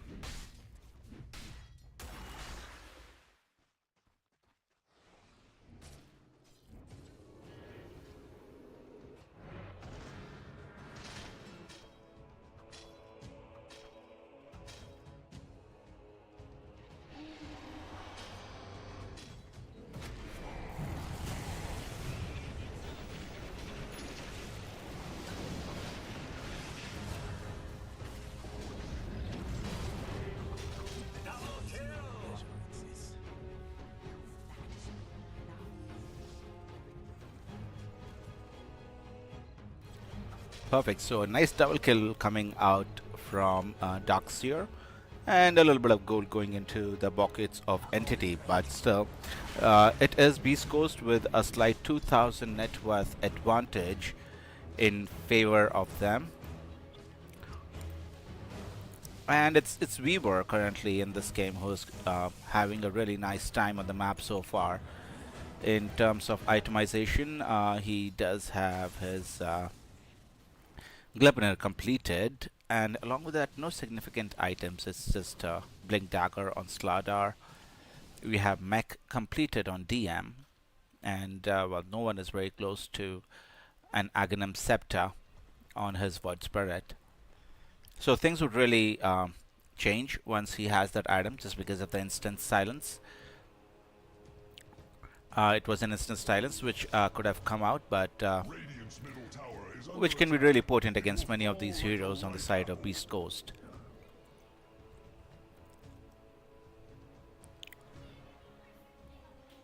Radiant's middle tower is losing its foundation. A really good showing coming out from Beast Coast in this game number 2. At least they are setting themselves up for success.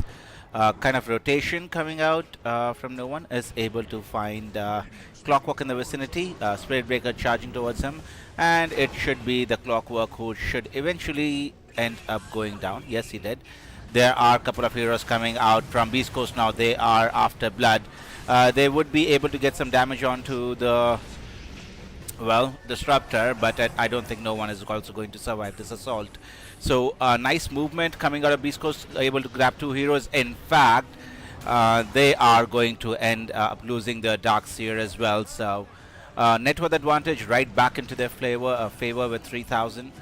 And I think they're going to eye for Rosh next. They have the negative armor from Slardar and the Weaver. So I think that should be enough for them to grab a kill onto Aegis and give it into the hands of. Let's see if it goes into the hands of Pangolier, or they decide to give it to the Viva.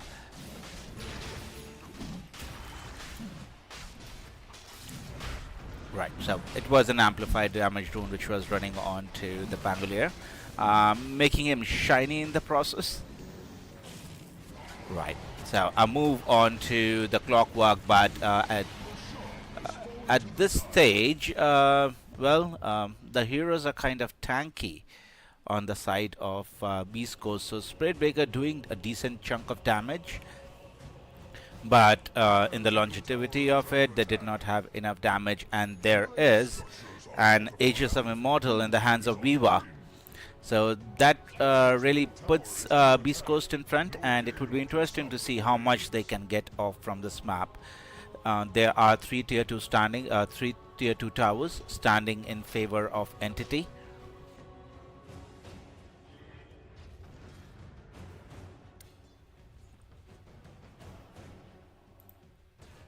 Right. Just a little bit of defense coming out from Clockwork. I think he's just trying to get a couple of levels, and they're kind of leaving him alone in the area. Itemization. What are the big items Entity is waiting for? They have their Aghanim Scepter completed on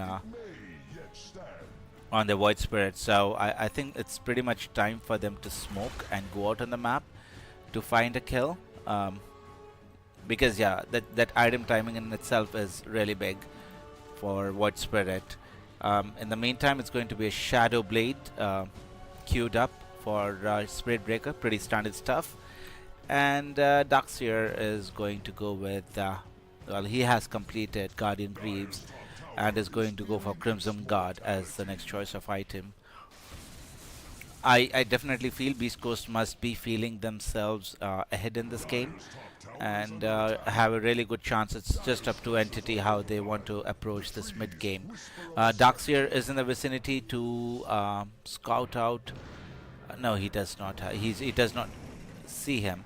In fact, Roll would be committed on the Disruptor, who did have a blink dagger to kind of blink away for a second, but did not have enough legs in order to survive that assault. But Entity would be really happy. At least, well, the Darkseer was able to get out unscathed. Right.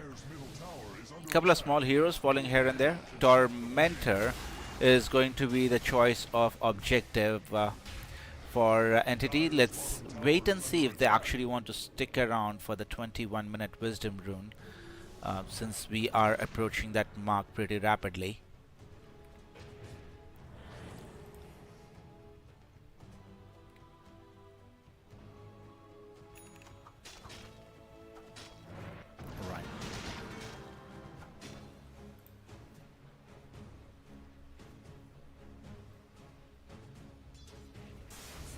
So farming is still going on for Weaver towards his BKB. He would be a menace to be dealt with later on for Entity. But on the positive note, Morphling is not too behind Weaver, considering we are 21 minutes into the game. It's slight 1,000 advantage or 1,200 advantage in favor of Weaver. But Morphling should be doing pretty okay in that regards, since he would be able to carry the late game. These days, Weaver does dish out a lot of damage. It's just a matter of survivability on him as we move later into the game. Right. So no grouping up coming out from Beast Coast. It is Weaver who is going to be charged and kill off. So Aegis has already been taken from his hand. Pangolier joins the party, is able to disrupt a couple of heroes, saving his Weaver in the process. Let's see how much Pangolier ends up being in trouble in.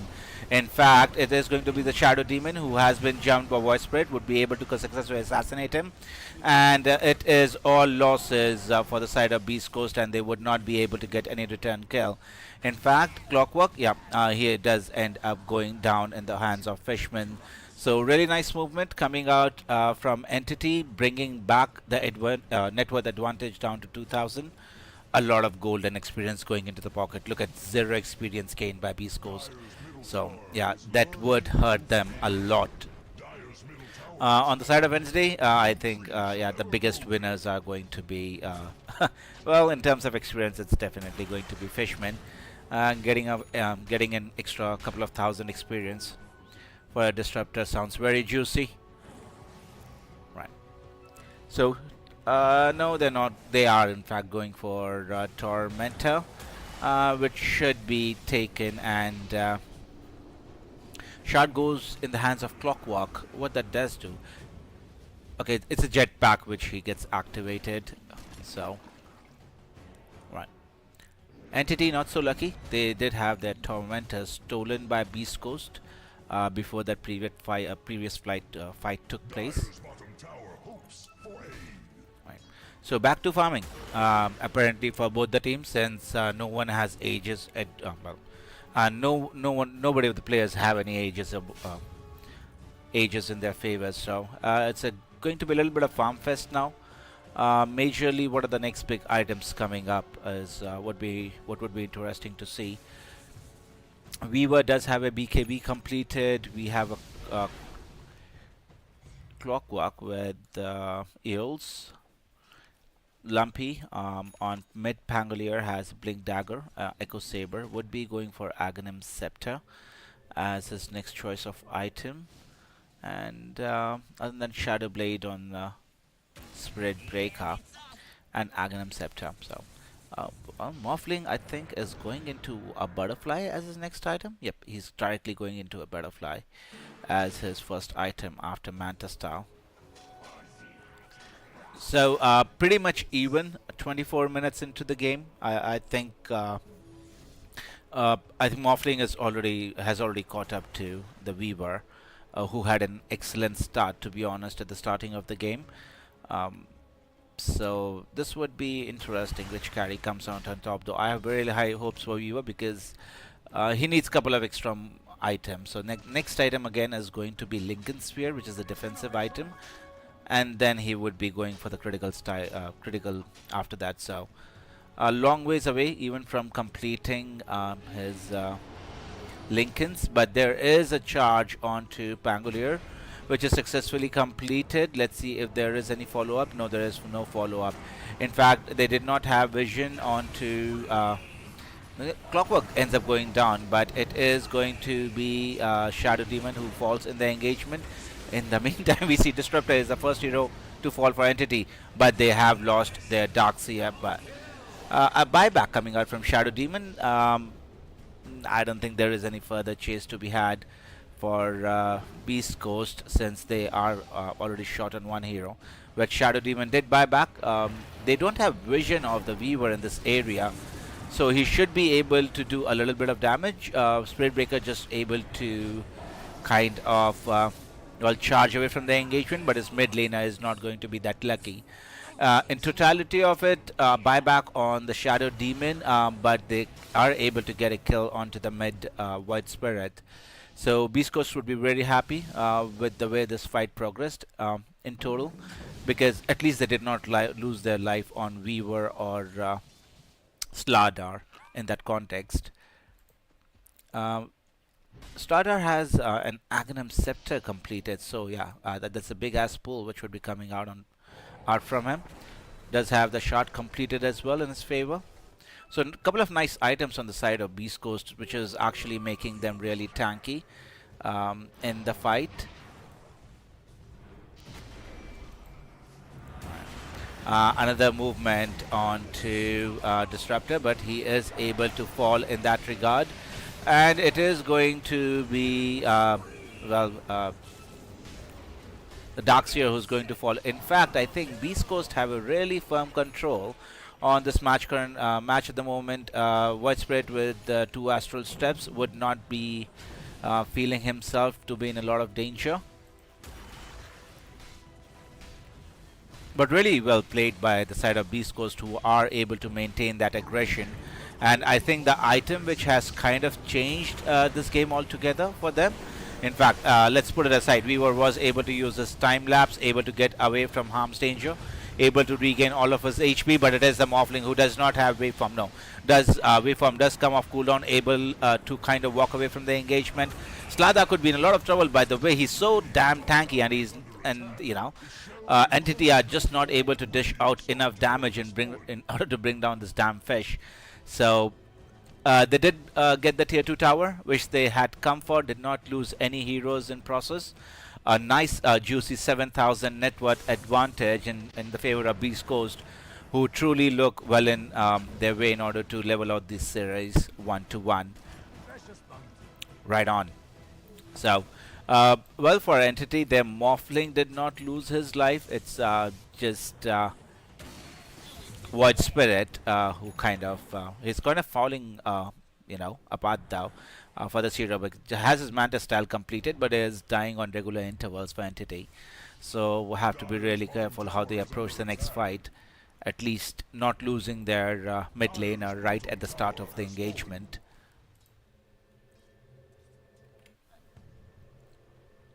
Right. Next objective is probably going to be Roshan.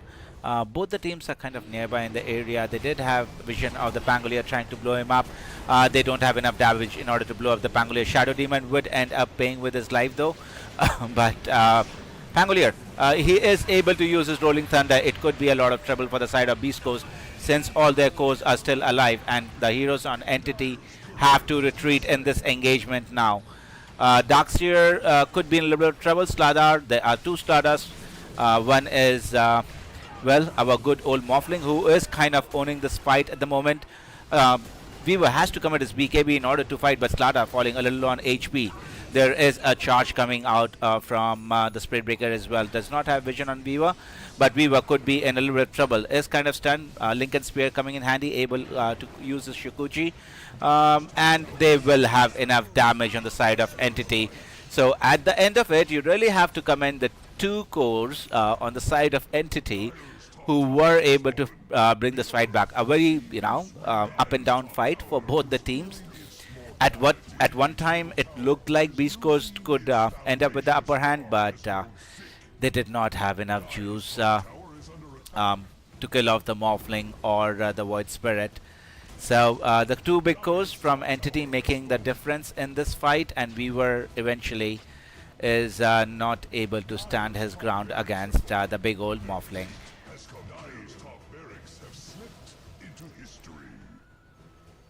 Right. So, definitely Entity have an upper hand with one set of racks in the top lane going in their favor.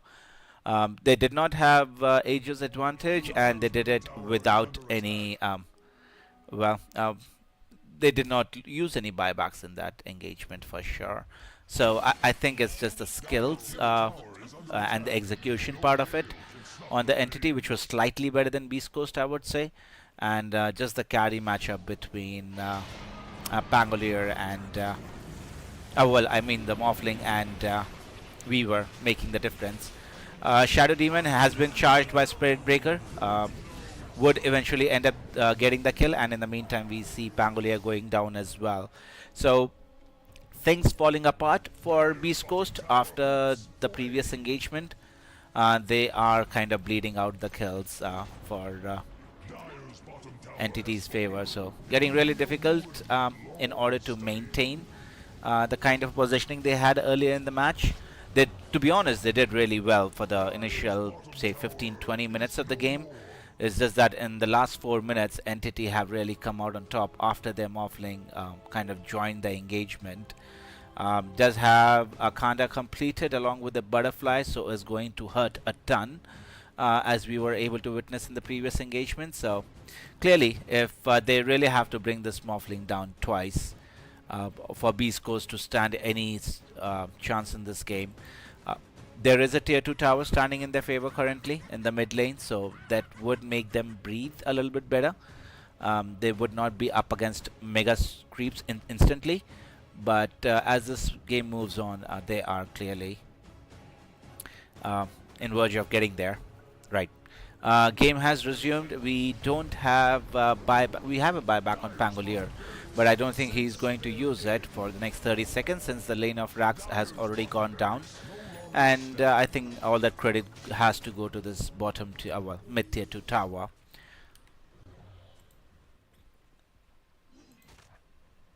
Dire's middle tower is learning to fear. Morphling right back in action against the tier 2 tower. Would not be feeling too threatened from Beast Coast. Does have Aegis of Immortal for another 4 minutes. A Satanic along with a Butterfly and Manta style is in no way in harm of dying. We were making an attempt onto the Weaver against a Rolling Thunder has been committed as well, but Morphling has already morphed into a Weaver and able to Shukuchi away. In the meantime, Beast Coast have lost 3 of their heroes. They have committed a couple of buybacks as well, realizing this could be their last chance or last shot at this game. But it just looks so difficult. How exactly are they wanting to initiate? Pangolier does not have a Rolling Thunder available for next 54 seconds. They are doing chips and bits of damage, but in fact it is Morphling who really does not care a crap and is fighting against 4 heroes from Beast Coast currently. Is able to bring down the Clockwork as his first target, and yeah, we're just waiting on the GGs to come out. They will have a Clockwork after next 60 seconds, who does not have a buyback available. That was apparently a dieback for him. So yep, at the end of it, looking like Entity does have this one in the bag, and the series would go 2-0 in the favor of Entity. I really think they had a shot in this game, dude, but unfortunately they just did not have enough damage in the tank to deal with the Morphling. Right, GG, well played, people. This ends the series 2-0 in the favor of Entity. Nice series, nice fight shown by Entity. The group, let's see how Group A looks like now. So Entity have daily, cruised above Beast Coast now. So Entity are at the top, I suppose. No, it's going to be Blacklist International who would remain on the top. Right, so good game, well played, people. The next game we are going to watch is going to be PSG Quest against Aurora.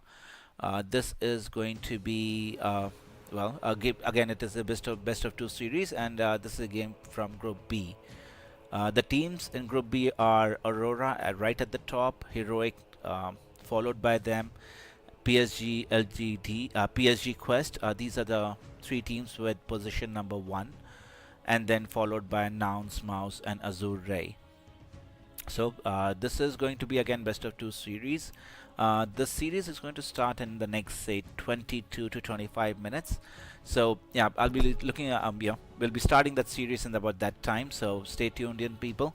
We'll go ahead and join each other and watch that match together. So yeah, leave a like, subscribe to the channel, follow the channel however you seem pleased, and I'll be meeting you guys in the next 25 minutes for the match between PSG Quest and Aurora.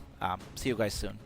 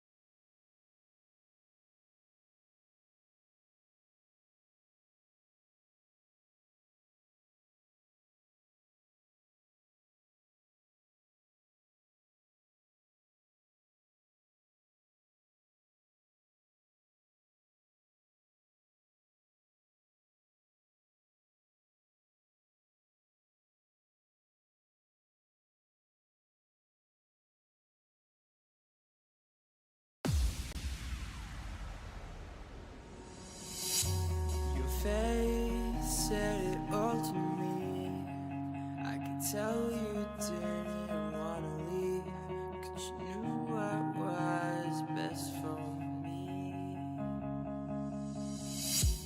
Who knew what we had become? A monster inside of us. We had it coming along for a while now. We had fire burn the start, but emotions put it out. Just wait for something to spark again. I keep asking myself how it's happened. Now I'm asking, how will I go? Now I'm asking, without you.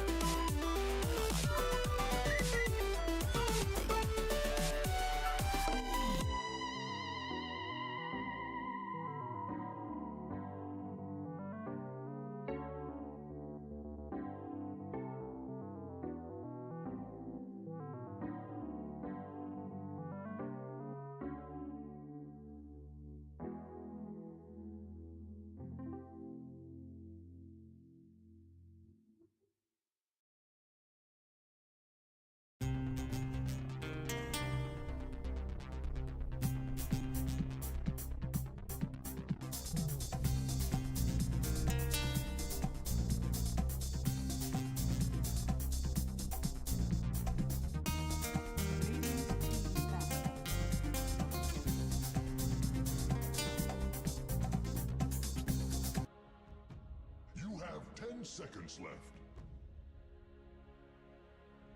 You have 5 seconds left. Radiant team ban.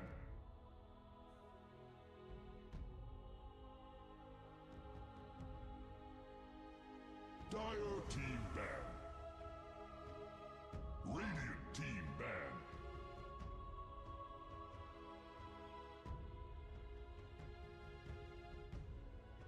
You have 10 seconds left. You have 5 seconds left. Radiant team ban.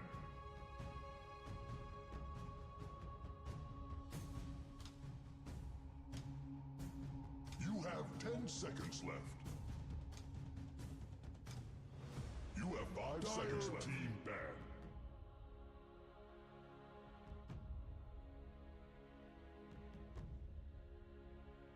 You have 10 seconds left. You have 5 seconds left.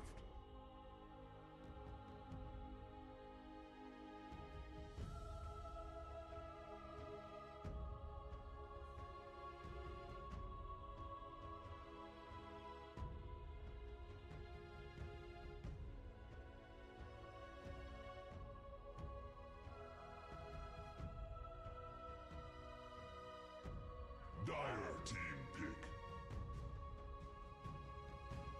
Radiant team pick.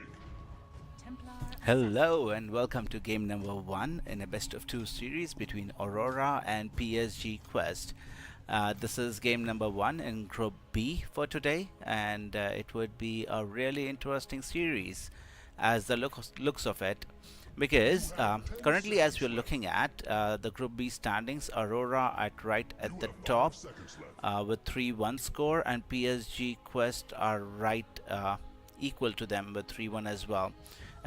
Joining them is again Heroic, again with the 3-1, and well, Azure are really at the bottom of the pool, and then on 4th and 5th we have Nouns and Mouse. Moving into the draft, let's see, it's the Batrider picked up by Aurora, and PSG Quest have gone with Templar Assassin as your first choice. Really interesting to see the Templar Assassin though, because yeah, 90% of the game we have witnessed, Templar Assassin has been the first ban coming out from most of the teams. Dire team ban.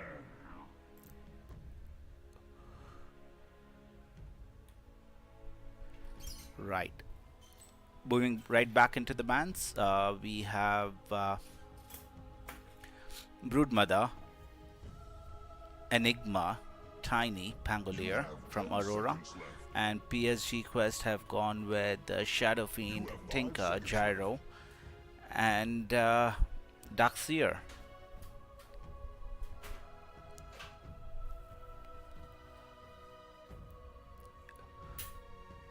I reckon this Templar Assassin is going to position 1 probably. Would be interesting to see if it's moved on to position 2 in the mid lane. But what I'm expecting really, the Templar Assassin will be going to safe lane as position 1.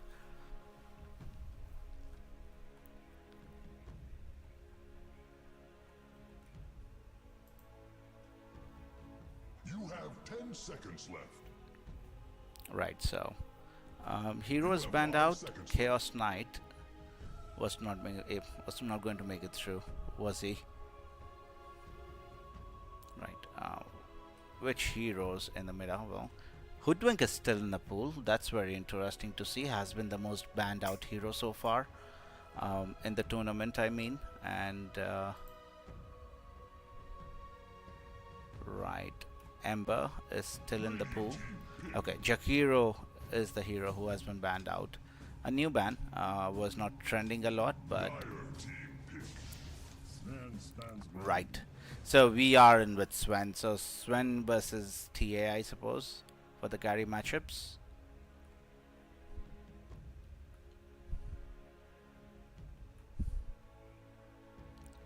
Weaver is still in the pool as well, but is kind of very similar hero to Templar Assassin.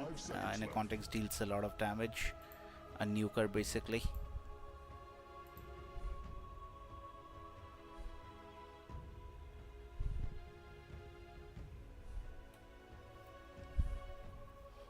into the reserve time for PSG Quest.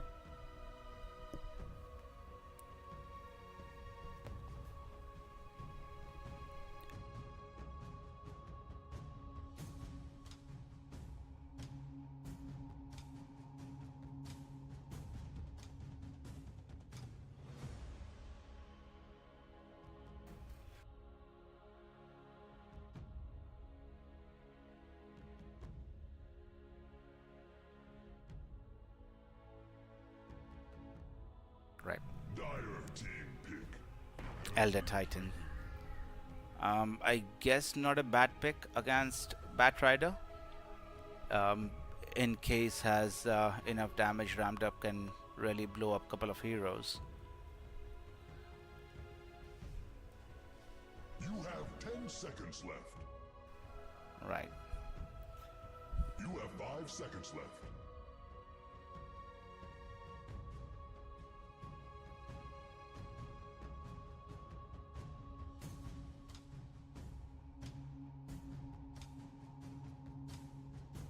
And a disconnect. Not sure why that happened, but let's try and get back right into it.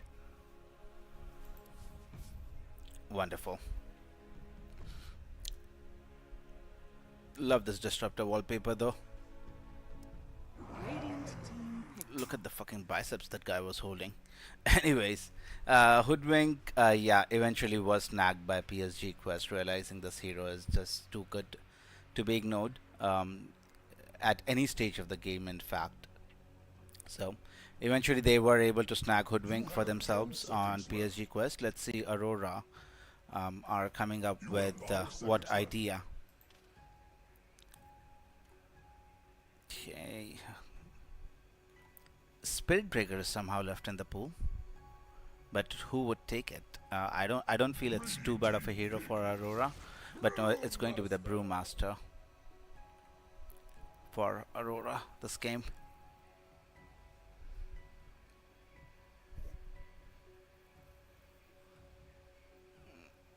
Currently, I'm really liking the Aurora's draft, to be honest. You have 10 seconds Though left. PSG Quest have really good heroes You have to 5 their seconds disposal. left.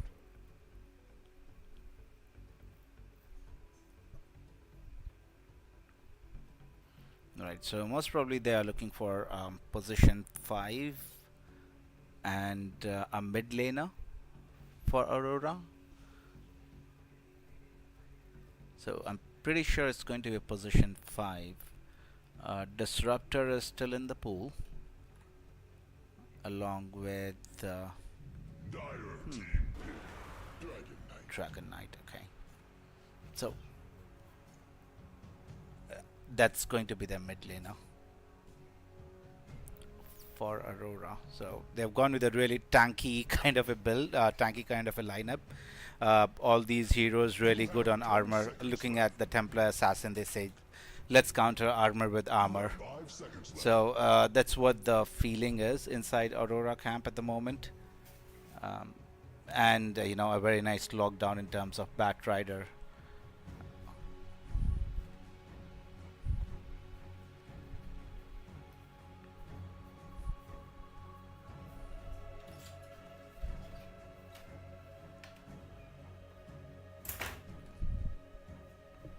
Right, so what are PSG Quest looking for? They're looking for an offlaner themselves. Keeper of the light.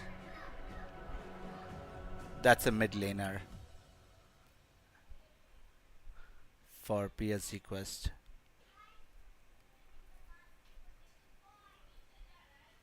And let's see, it's a couple of bans which are going to come from Quest. And 5 seconds left. what are they looking to ban though? Position 5s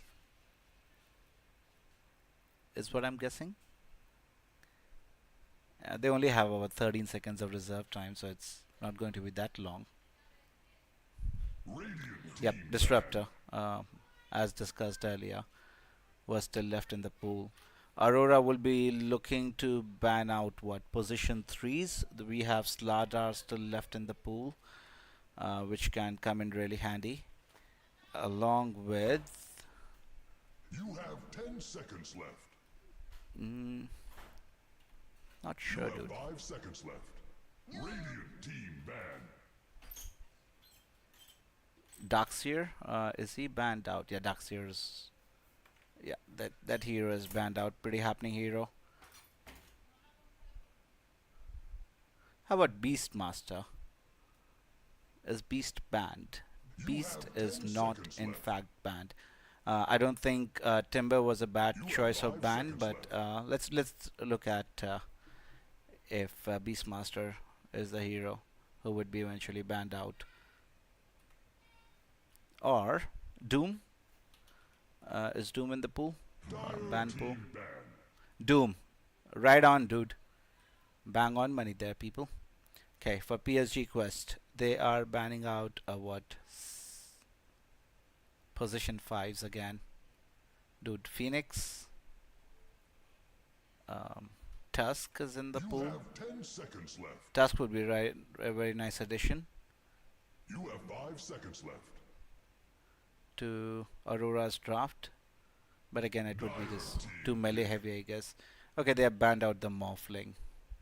Why Morphling though? Okay, Beastmaster is eventually picked up by PSG Quest. I felt he would be really nice addition. So yeah, two guesses were correct. Not bad, not bad. Okay, Aurora Gaming. Let's see. You have 10 seconds left. I'm still feeling they're just looking for a position 5 unless they've decided to You have 5 move seconds Sven left. into a support role. Could be a possibility. Weaver. Okay. So a nice range damage coming out from Aurora Gaming.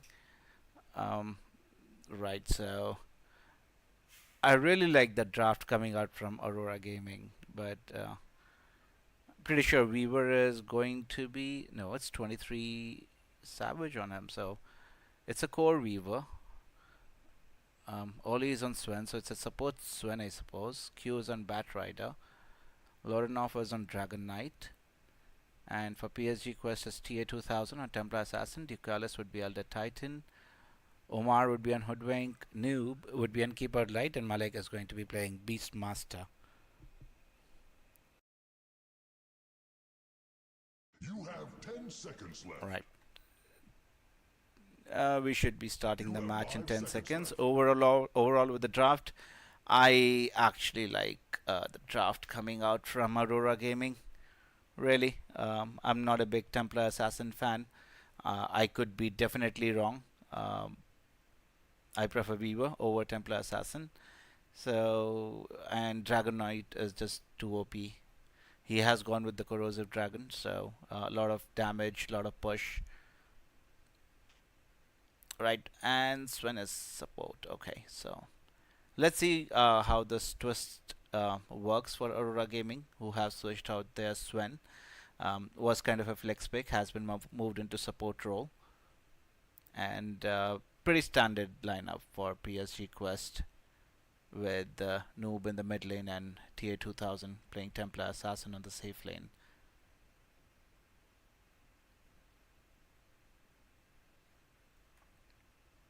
Right, the players taking their time in order to get the game started. We are kind of stuck here, just waiting for the players to load up actually.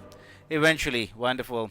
Welcome to game number 1, best of 2 series between Aurora and PSG Quest.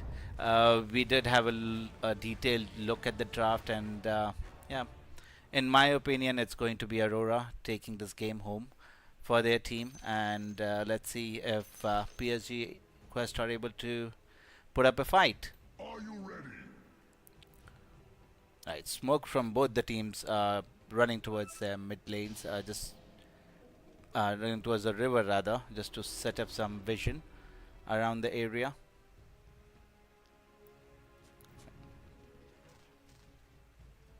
In fact, it is vision set up by the Dire team. They are making a move into the Radiant Triangle. They have they have a vision of Bat Rider. Not really sure if they want to commit onto a pesky hero, and most of the team is kind of far away, so no movement would be made there.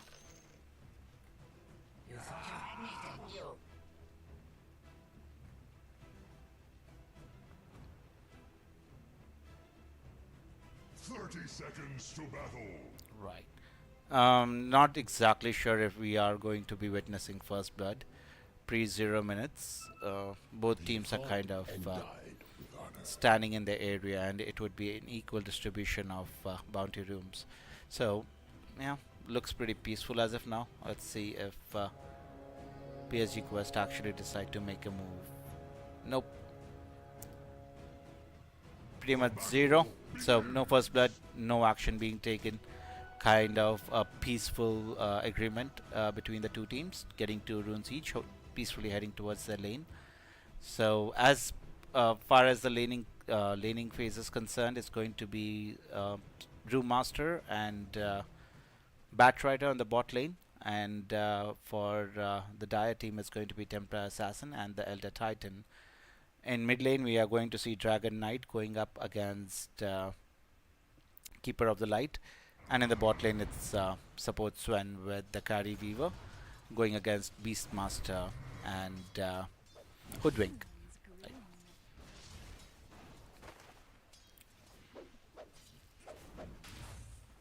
In the initial stages, I think Japs has to be really careful with his positioning, just because of the harass coming from Templar Assassin. Just, half of his HP already gone, and the first wave is not even done yet. So we'll have to spend a kind of a good chunk of gold on region, but should be pretty okay in the hindsight. Right, just has to be careful for the first couple of lanes though. Right.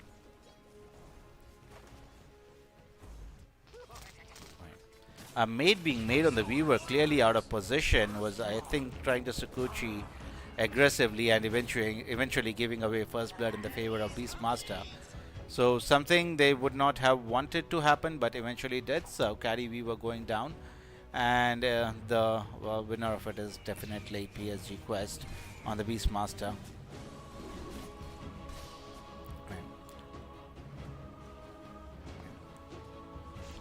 By nature, Hoodwink in itself is a very annoying hero to deal with in the laning phase. So yeah, they really have to be careful not to give away too many kills in favor of Beastmaster at the starting of the game, because eventually he might take over the lane and then take over the map eventually, if he's able to get enough farm.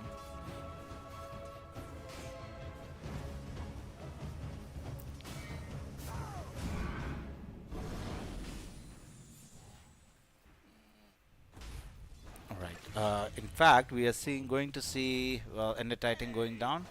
Beastmaster could be in a little bit of trouble. Yes, TA 2000 is able to chase down the Beastmaster, the Brewmaster, in this context and snag a kill. In terms of last hits, it's definitely Dragon Knight who's the main benefactor of the starting 2.5 minutes of the game, with 17 last hits to 8 denies. Is really having a really good time against Kodal. In terms of skills, he has a couple of points in Breathe Fire and point in Rim's Wrath, so should be pretty okay. In the lane now, does have the HP and the armor in order to survive that bit of magical damage at least.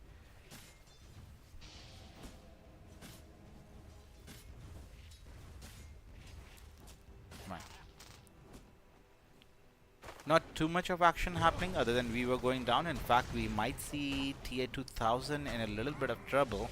In fact, with just a little bit of damage, they are able to bring down the Templar Assassin. So the kill board is equalized to 2 and 2 for both the teams, and a really slow start to the game, and I'm expecting not a lot of aggression would be coming out from both the teams, in the early stages of the game at least.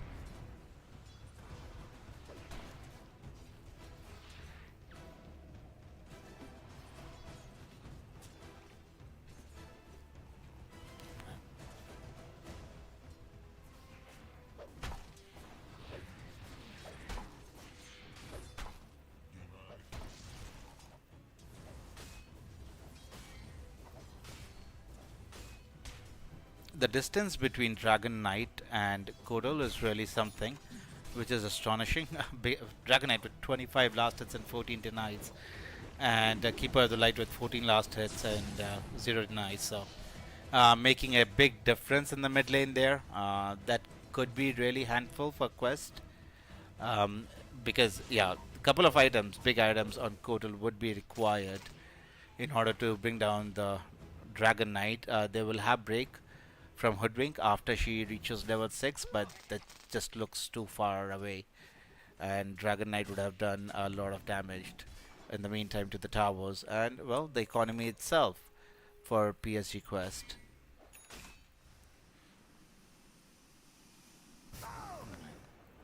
Noob has kind of retreated to the jungle, but well, it is Lorinov was going to come in as able to get a lot of last hits. In fact, poor Noob was not even able to finish off the big creep there, losing out on a ton of gold and experience. Yeah, should not be a happy Kotal at this point in time.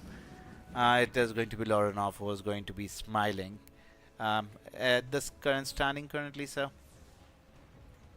pretty good from Dragon Knight at this point at least. Is able to get a significant lead on top of Kotal. And eventually, I think he would wait for another minute. We are going to see 6-minute runes spawning. It is going to spawn at the bottom map part of the map, which is going to be snagged by Sven. It was a region rune, would not have been pretty exciting for the Dragon Knight anyways, since he is already at, at full HP and mana almost. So not too worried about it really.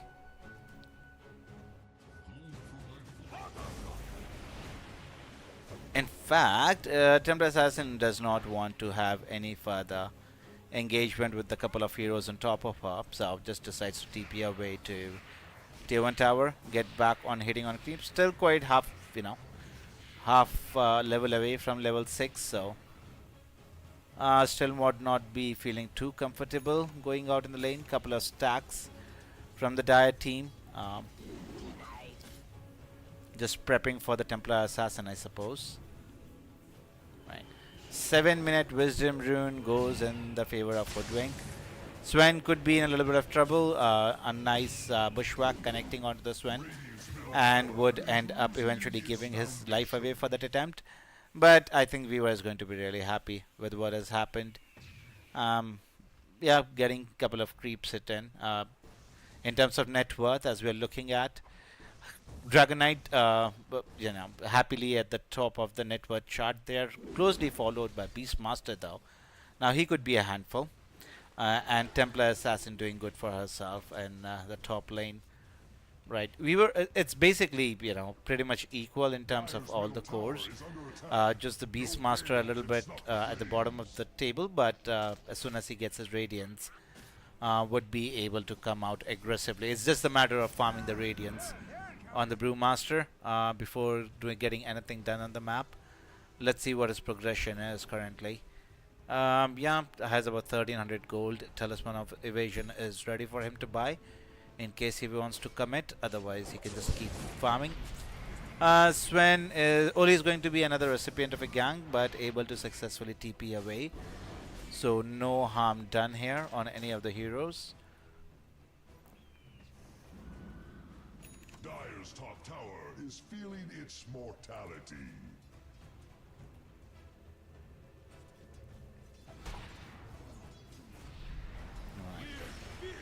Does have split available in case if he wants to use it, but it's just the lack of disables from the couple of heroes from PSG Quest, and Brew did not have to commit with a split and was able to just TP away from that engagement altogether, since there was no Hoodwink in the area to get that disable on.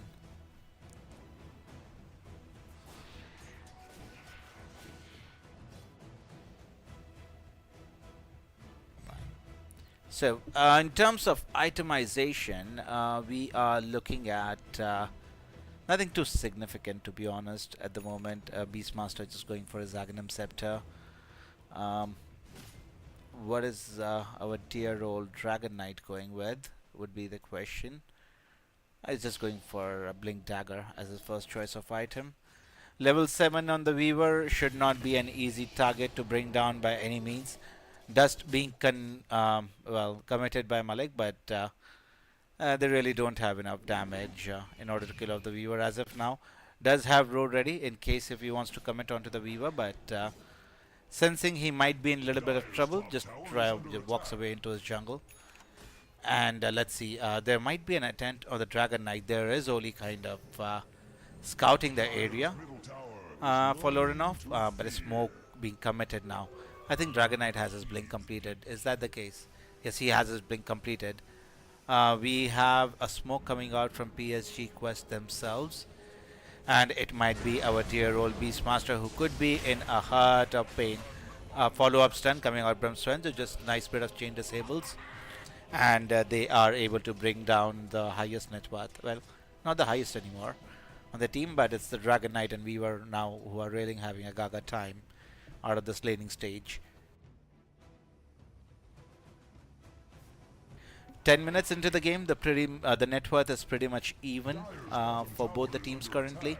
It may yet stand. Right. I think Beastmaster still has his roar available. Is far away from his Aghanim Scepter by 1500 gold. Should not be too long before he gets it completed, around the next couple of minutes, and he can start getting aggressive on the map. In the meantime, there is an attempt onto the Brewmaster who has a lot of HP. In fact, it is going to be the lockdown which is able to bring down the Weaver. I don't think Brewmaster would be able to get any. No. In fact, he wants to commit onto the kill onto the Templar Assassin. There are multiple heroes from Aurora in this engagement. They are able to successfully finish off the Templar Assassin, have their eyes set on the Hoodwink. Well, it is the leash which is committed by Batrider. They are able to successfully snag a couple of kills in their favor on the side of Aurora. So nice bit of rotation.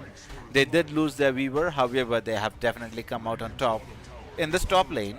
And in terms of, well, I guess losing the Weaver and losing the Templar Assassin is the equal thing. Both teams are pretty much even Stevens. But I think Aurora would be much happier because they are the ones who got the kill later than the Weaver.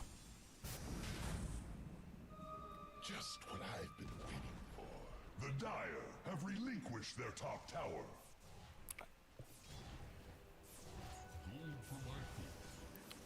No tier 1 towers have gone down in the favor of Aurora. So keeping all their towers standing is something nice they're doing. In fact, PSG Quest have only lost their top tier 1 tower. Excuse me.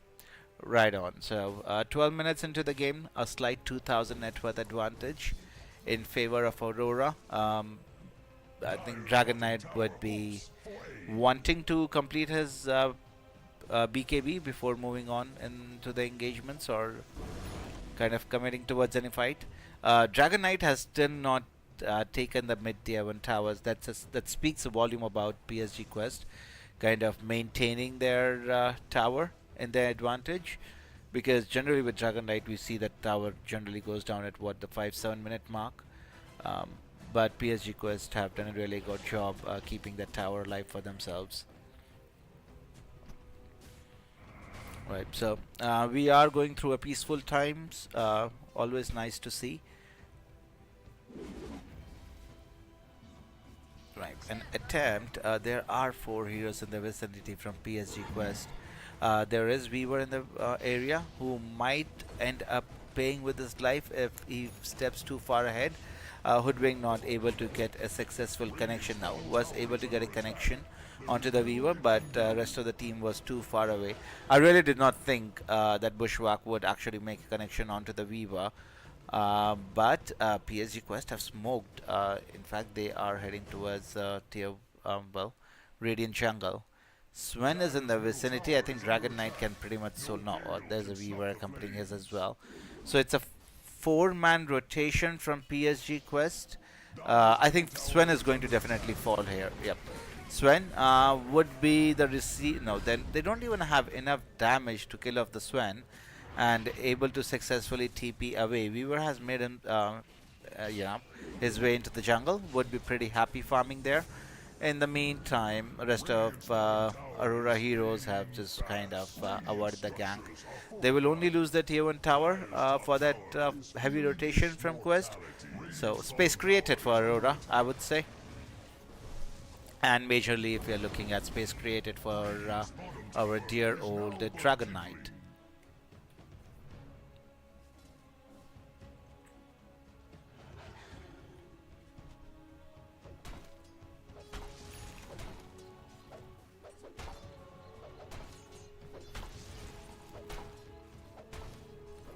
We are going to see, yes, we have Radiance completed onto Brewmaster. So this is a time when Aurora are going to pick up a couple of big items. In terms of itemization for Quest, it's a Spirit Vessel completed on Noob, Dragon Lance and a Blink Dagger on Templar Assassin.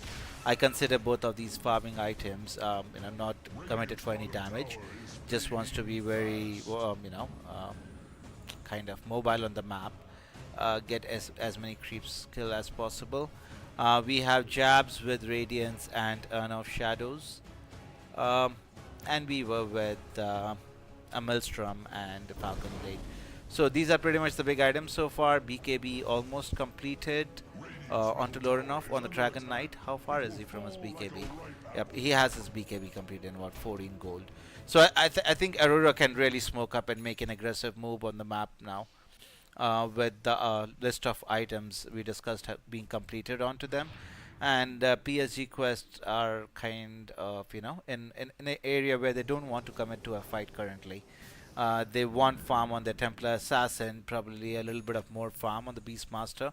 Does his Aghanims completed, is far away from his Blacking Bar, so would feel a little vulnerable. But let's say PSG quest have smoked. If they are able to lock down Jabs for the entire time, they should be able to get a kill on him. Blink, stun. Let's see if they have enough damage. Even, well, it is committed. They have enough lockdown. Barely though. But it was a really nice attempt coming from PSG Quest, and they are transcending that directly into Roshan's Pit. So, understanding they don't have a big, Aurora don't have a big team fight in terms of Brewmaster, but let's see if they're ready. They don't have Roar available with them anymore.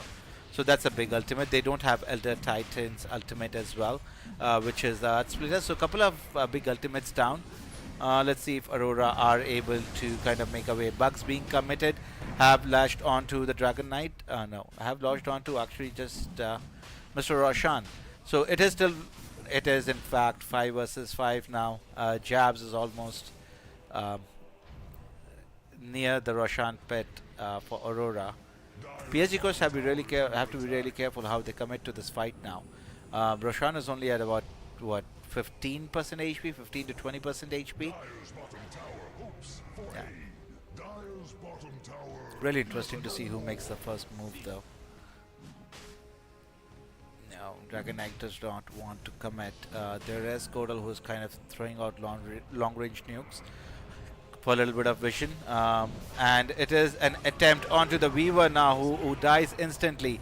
Let's see what Aurora are able to do in this fight. Are they going to fight or are they going to retreat? In fact, they have decided they want to fight. There is a stun onto the Dragon Knight. They have lassoed him, but they don't have enough damage in their kitty in order to finish off the kill. In fact, the Bat Rider goes down in an attempt for that, and 3 heroes up for Aurora. They don't want to really commit. 5 versus 3, and they back away. Really nice movement from PSG Quest, throwing out long range nukes.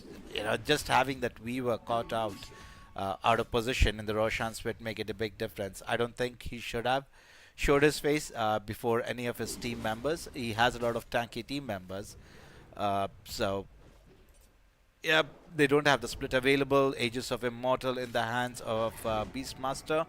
A happy camper, but there is a Dragon Knight who's still at the top of net worth charts, and they still have to deal with them. Eventually he is going to be a big raid boss, I feel, on the Dragon Knight with the kind of game he's having so far, but that's something we'll have to watch out for.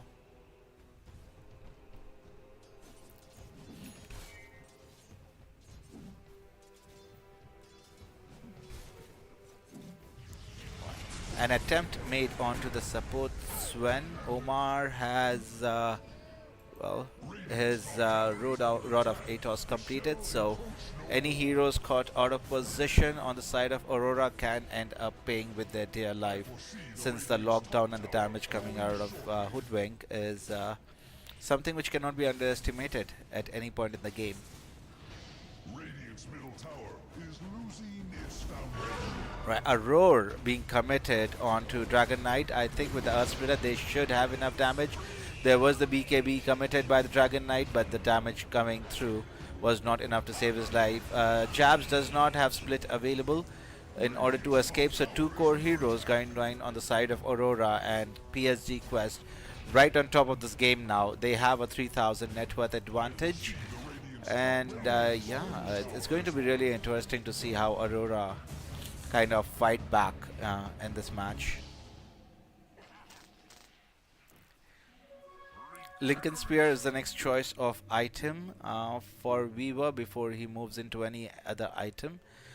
Just realizing one lockdown on him is pretty much doomsday for him as a squishy hero.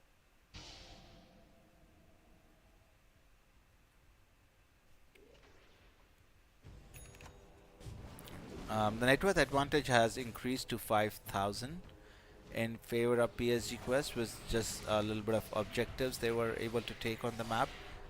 Well, there were no objectives as such, as their farming has been pretty nice. Tormentor should go into the hands of Sven. No, it goes into the hands of Bat Rider.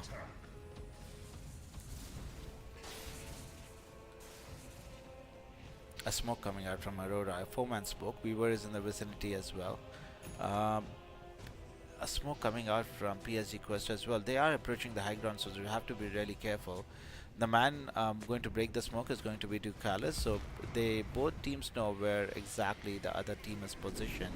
Beastmaster does have a blink available if he wants to jump and roar onto the Swan. Does not do so. In fact, a roar onto the poor old Viva, and this fight is just Donzo's for Aurora, and they have to hightail it away from this locality.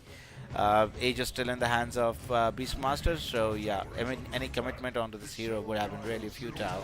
He is actually tanking up most of the damage, kind of being the front liner, which PSG Quest wanted, and a really nice showing from them in this match, really. I foresee the Radiant's top tower falling shortly. Radiant's bar. Right, so it is going to be the next objective, which is tier 2 tower falling down in favor of PSG Quest. This would be the first tier 2 tower, as it looks like. Yep, this is the first tier 2 tower going down in their favor. And now a gem of true sight on the Elder Titan, so making the life of Weaver more complicated than it already is, to be honest. Radiant's top tower has fallen.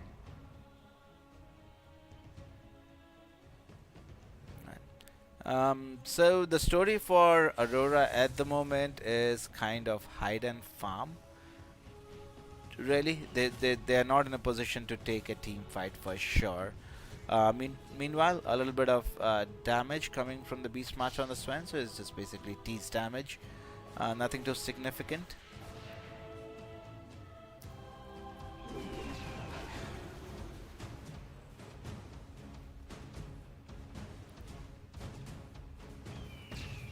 Gem has been passed on to the Beastmaster now for the vision advantage does he have.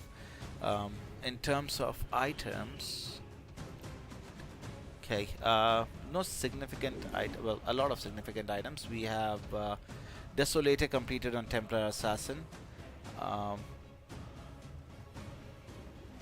Octarine on Keeper of the Light, then Gleipnir on Omar, and then well, nothing too significant from the Radiant side. It's just the BKB has moved into Yasha.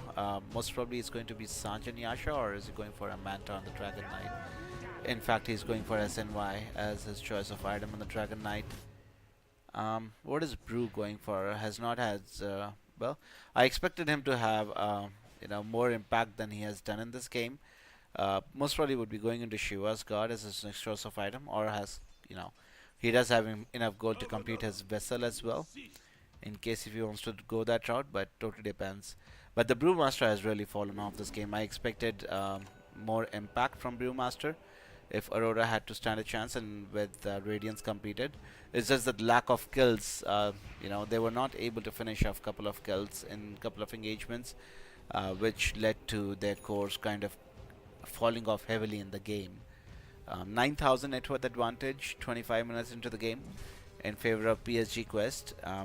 We are waiting for the next Roshan to come through. Attempt made onto Sven, loses a lot of life and in fact his health in the process there.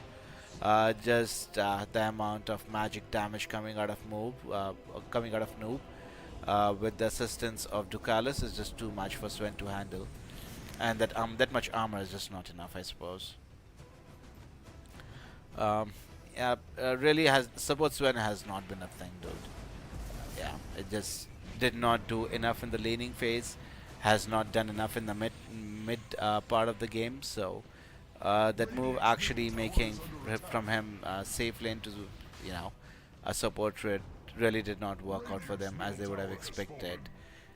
Jabs is just trying to cut creeps at the moment, trying to get as far away from Noob as possible, but eventually they grab a vision of him, the roar being committed by the Dragon Knight. He does have split available and he decides to commit onto it. Well, I don't think they would be able to grab a kill onto him. They would be able to kill rest of the Brewlings, but one Brewling would definitely walk away from the area and he should be able to spawn pretty nicely.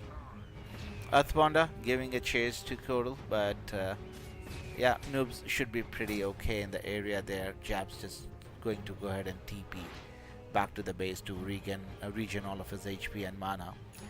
Net worth lead is not growing in favor of PSG Quest, so Aurora would be happy with that stat at least.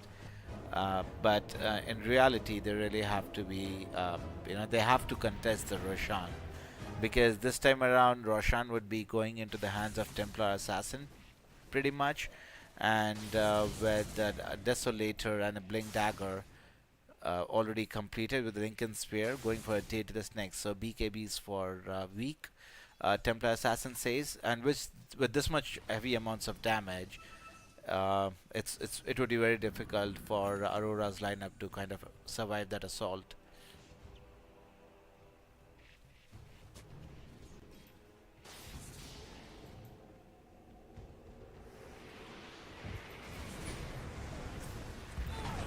So an attempt onto the Weaver, who is successfully able to Sakuchi away. Let's see if he is able to make it out of the area, but no, there is a silence coming out of the Templar Assassin trap, and they were able to eventually get a kill. On the top part of the map, it is going to be the Bat Rider who pays with his life. Sven would be able to successfully TP away, but things getting really out of control for Team Aurora, and they will have to find a way in order to group up and get a couple of kills or some pick off, so they can kind of delay this push coming towards their base. Right, 28-minute Wisdom Rune has been successfully taken off from Lorenov. Nice bit of movement, is able to get the Rune TP away, not give his life away. Him dying would have been really, would have spelled disaster for Aurora, but is able to move out with his quick fingers.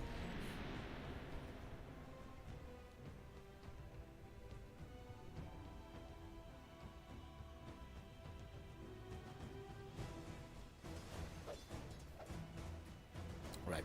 So the wait for Roshan is over, and we have PSG Quest assaulting it. With the kind of damage and armor reduction they have, don't think Roshan stands a chance, along with Aurora standing any chance of putting up a fight in order to contest. Right, so final push is definitely going to come out from PSG Quest. Let's see if they are able to push out the lanes, get the towers in, just finishing the game overall. But let's say if Aurora are able to mount up a defense, they have the tools. In terms of itemization, let's see, what do Aurora have to defend their base with? Yeah, Sanjay Yasha on the Dragon Knight. Blink drums on. Okay, let's see. Yep, Aurora. Well, it's a lasso being committed onto Brewmaster, so that's a really fast way, or that's a really nice way for them to start a fight. And this time around, the Aegis of Immortal was in the hands of Templar Assassin. So I think really nice movement from them, and that actually stops the push coming out for another 40 seconds in the favor of Aurora. So if they can kind of, you know, carry on with this momentum, farm a couple of extra more items for themselves, get the damage numbers up and running for the Weaver. But he still needs so much. On the Weaver, he's kind of struggling. Is in the middle of the you know, net worth charts there. So I think the name of the game is, does Aurora have enough damage to kill off the heroes from Quest? It's just purely because of the farm they don't have currently. That's the major difference in between the two teams.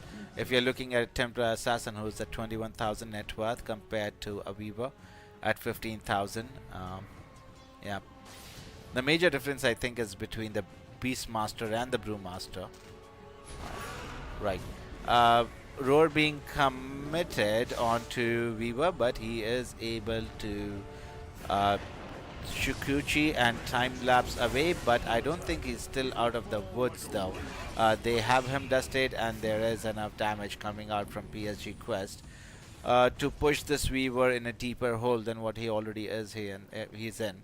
So, yeah, not good news for Aurora, but Sven, Oli, let's see how much time it takes in order to become the carry. But in the meantime, it is going to be our dear old Batrider who takes who ends up taking a tumble in the mid lane. Right, so high ground push is just around the corner from PSG Quest. Let's see if they are able to bring that. They really don't have to be worried about their life on the Templar Assassin. Does have a second life in her inventory in terms of Aegis of Immortal.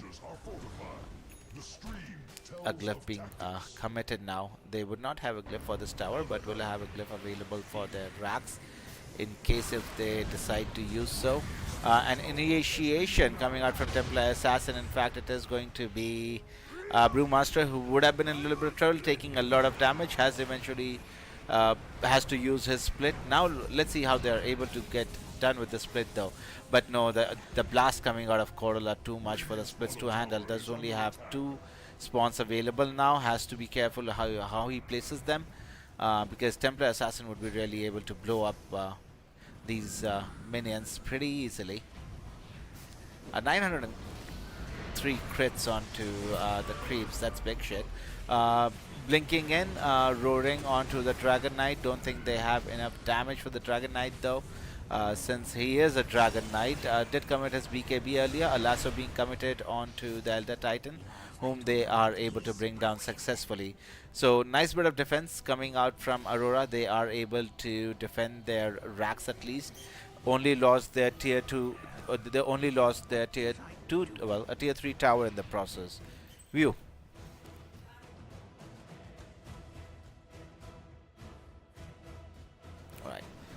So Batrider has queued up a BKB for himself. Let's see if Weaver is able to complete the kill. Yes, they will have enough damage in order to kill out the Tormentor, which goes in the favor of Weaver. Wow, that's how low he is on the net worth charts, guys. So he is catching up though. Damage numbers would increase eventually, but it's still a long road away. Guess it's my shout.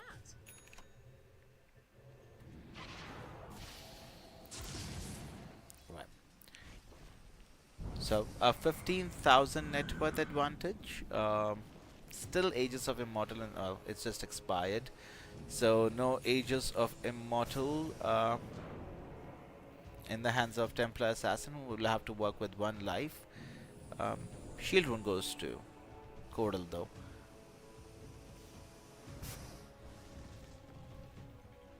Right, let's look at where the graph says.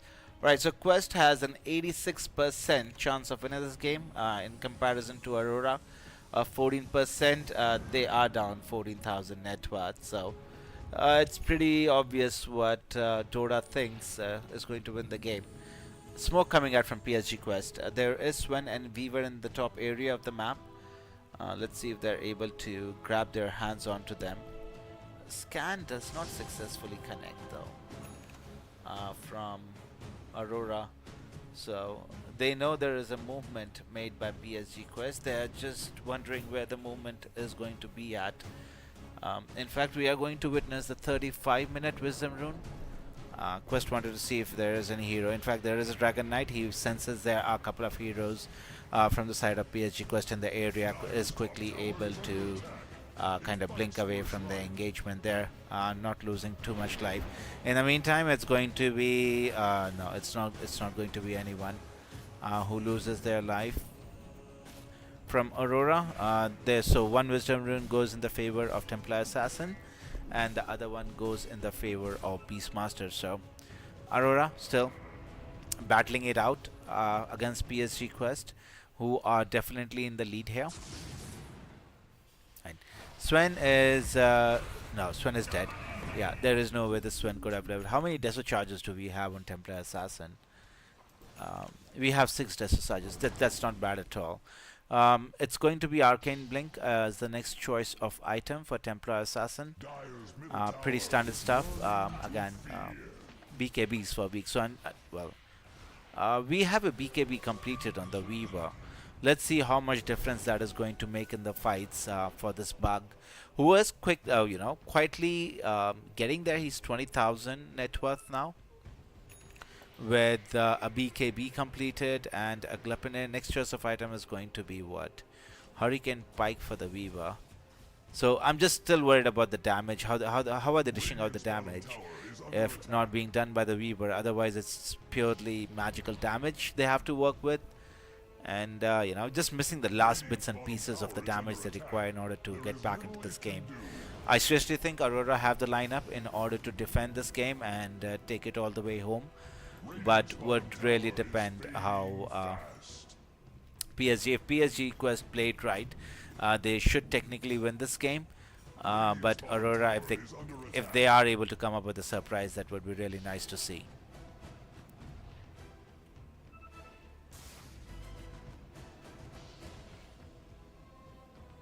Right, so who has the gem on Aurora's side? It's Brewmaster who's carrying the gem for them. We are probably going to see a fight for Mr. Roche here. We still have, what, 2.5 minutes before daytime, so we are going to be camping around in this area a bit, I suppose.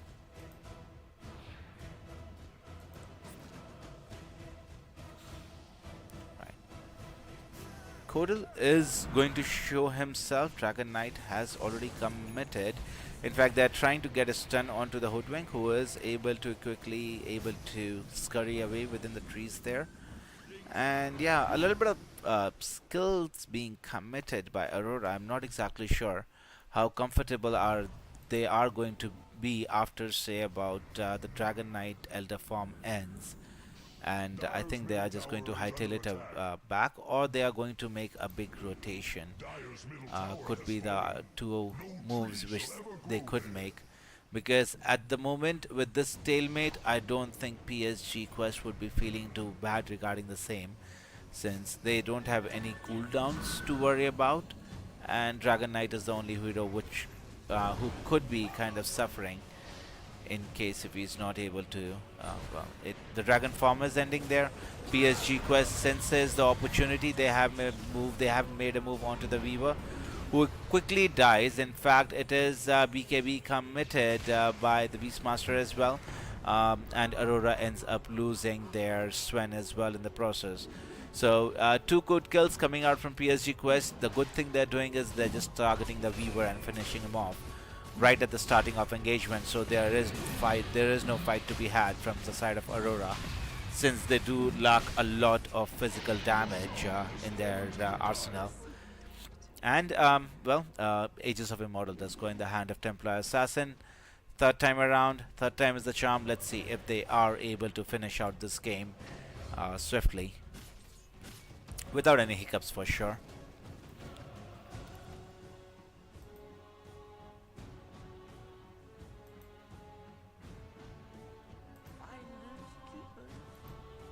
Right.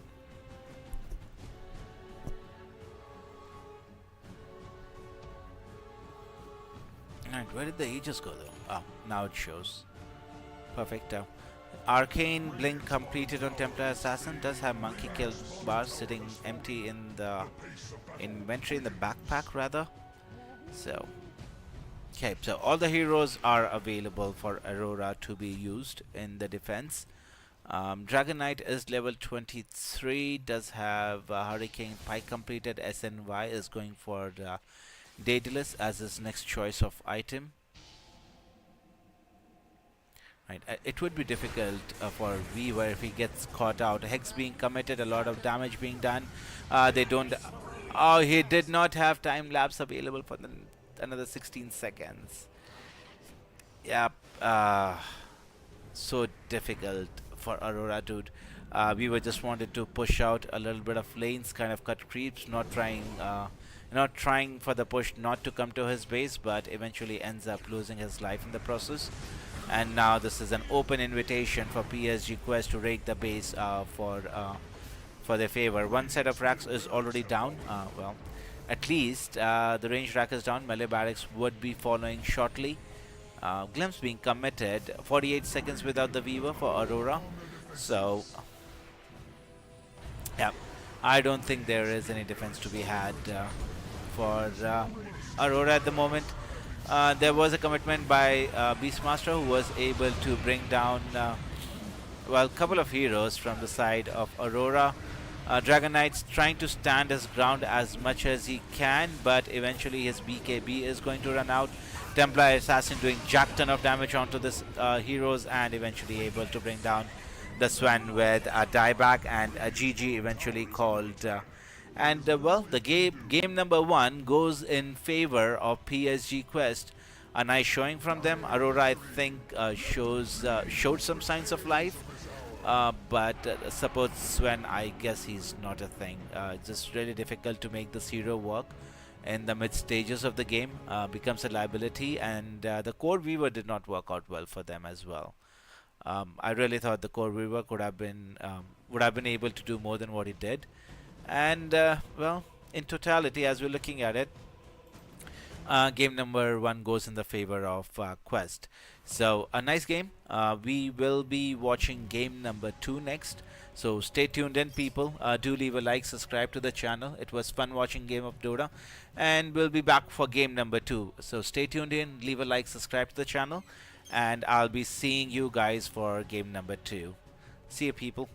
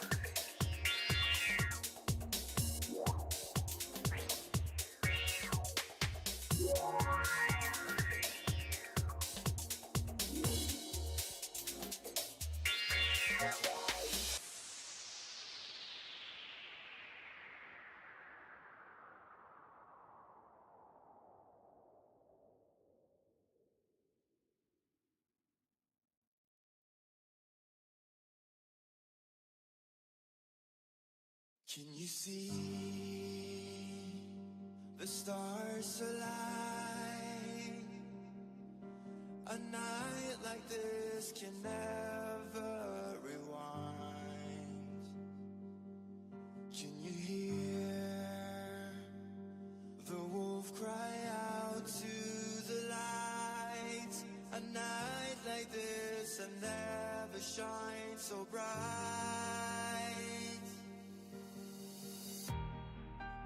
So take a couple steps back as you hear me start to hum. Take a couple steps back when I lose all control. Watch me turn into a werewolf, and I will hunt till the break of dawn. Don't you dare to try to stop me. This is the horn of the black swan.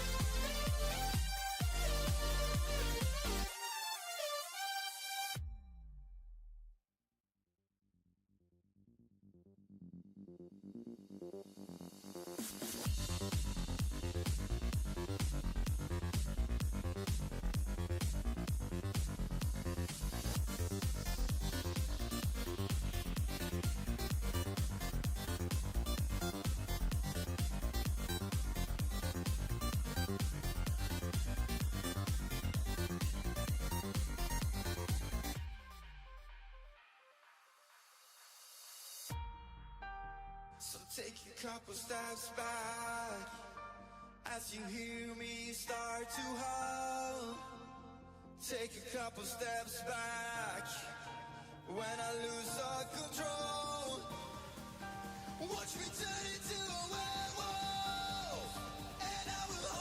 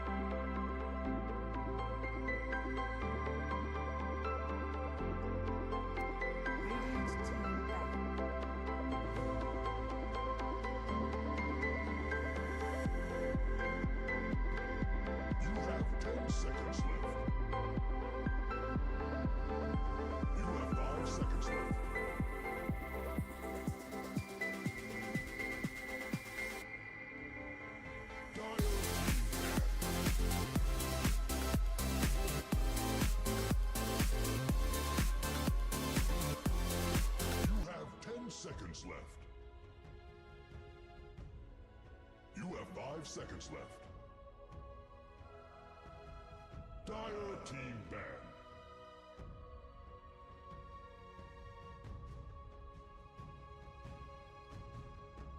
You have 10 seconds left.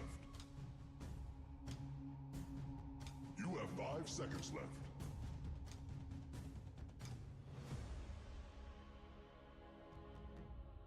Radiant team banned.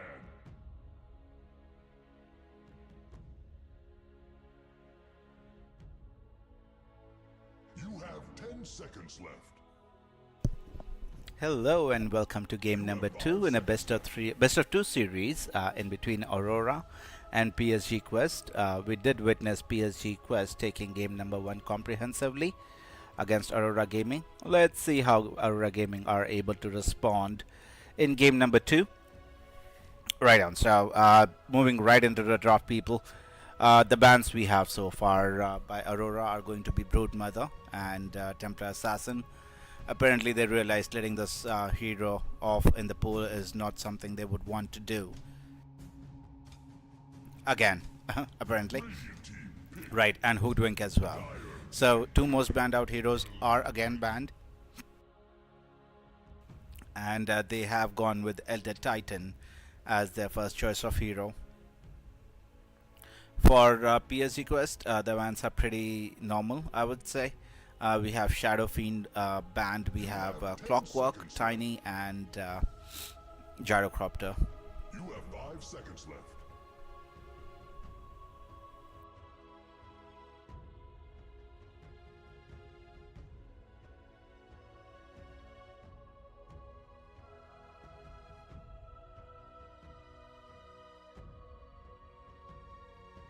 Radiant team banned. So Pangolier is going to be the first choice of hero for PSG Quest. Flex hero could be rotated between mid lane and off lane, so pretty much keeping their draft open. And we're right back into the banning phase of it. 10 seconds left. You have 5 seconds left.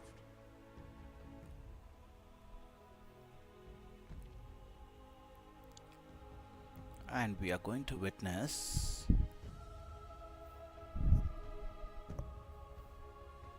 right, sorry.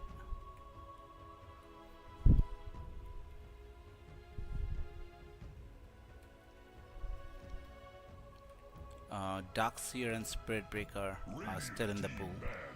In fact, it's Weaver will be going down first, getting the hammer in by Aurora.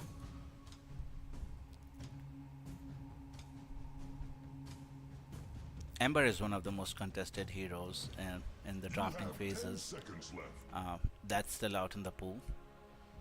Other significant ones are going to be, well, we did see Sven not performing too well for Aurora as a support. In fact, it's Dragon Knight who's going to get axed. And let's see. It's again, the draft is pretty much open currently. So a lot of routes both these teams could take. 10 seconds left. You have 5 seconds left. Dire team. So Ember, as expected, does not escape the axe, is banned out. It's most probably the supports who are going to come out from PSG Quest now. They could go with Disruptor, Shadow Demon. You have 10 seconds left. Who else is hot and happening? You have 5 seconds left. I think they could go with Darkseer as well, in case if they want to put their Pangolier mid.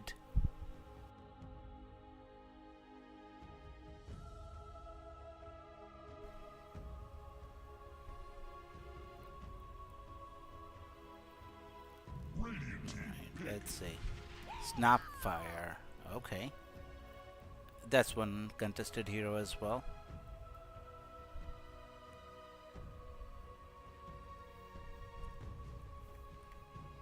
Alright, we could see Spirit Breaker, Darkseer, 10 seconds left. Slardar. 5 seconds left. Venge has fallen off somehow in the recent drafts. Recent drafts.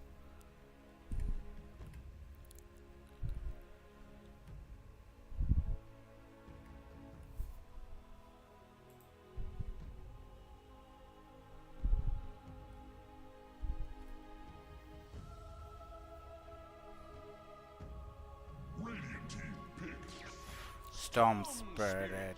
Okay. That's spicy from Aurora. I like the draft. Can actually deal very well with Pangolier if he's in the mid lane for PSG Quest. So both the teams kind of revealing which way their draft is going to go towards. That gives us a better understanding of at least the mid lane, You have 5 seconds wherein we left. might see Storm Spirit against the Pangolier. Dire team Okay, it's going to be Spirit Breaker, right? Yeah, he was left there in the pool to be picked up, so a pretty standard draft from both the teams in terms of the hero pickup. PSG Quest is probably looking for supports You currently. have 5 seconds left.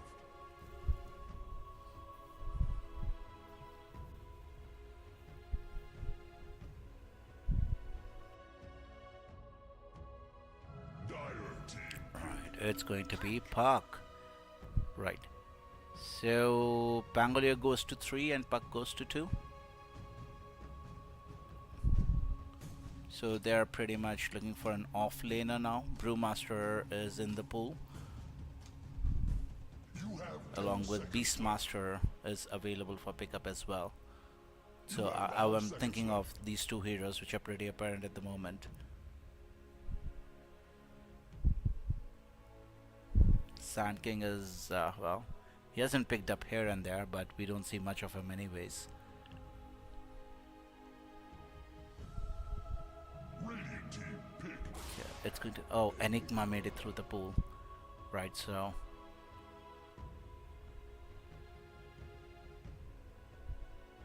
right, so support Snapfire and support Enigma is what I'm guessing for PSG Quest. And for Aurora, it's support Spirit, support Elder, uh, and Storm Spirit is taking the mid lane. So off laner for Aurora Gaming. Okay, Radiant team banned. Beast or Brew? It's a beast. Master. Okay, we have a beast. So we had two options left for them. They did eventually snag one of those. So the last four bans are pretty much going to be carry heroes. We could see CK being banned out. Morphling can be still banned out. Gyro, no, Gyro has already been axed. So Dire team Troll, banned. another hero. Okay. Quest are going to ban Morphling. Probably. So at least we are going to see some sort of new carry hero. You have 10 seconds left. You have 5 seconds left. Dire team banned. Chaos Knight. Alright. Let's see who the last ban is going to be.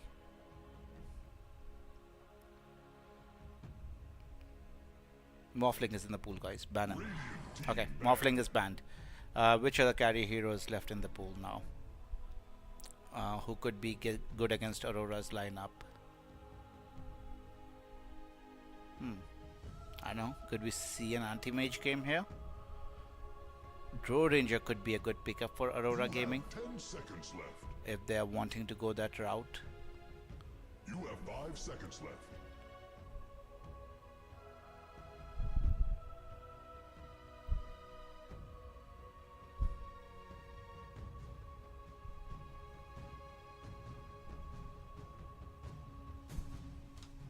We have 40 seconds of reserve time on Aurora, so they can really put a thought into it.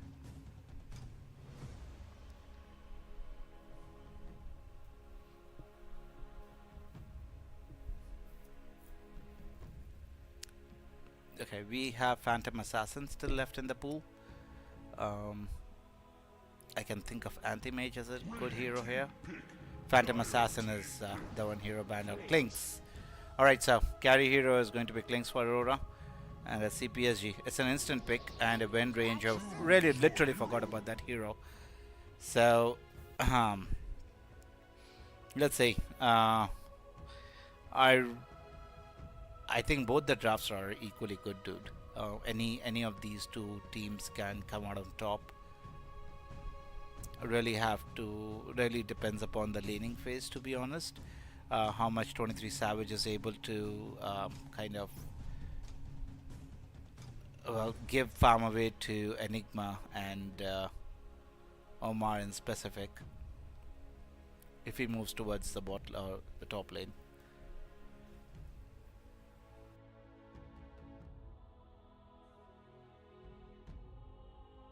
You have 10 seconds left.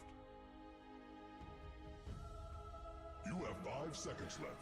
Right. So as far the draft goes, we will see Aurora playing with Elder Titans, Storm Spirit, Spirit Breaker, Beastmaster, and Clinks, wherein PSG Quest would be going with Pangolier, Snapfire, Puck, Enigma, and Wind Ranger.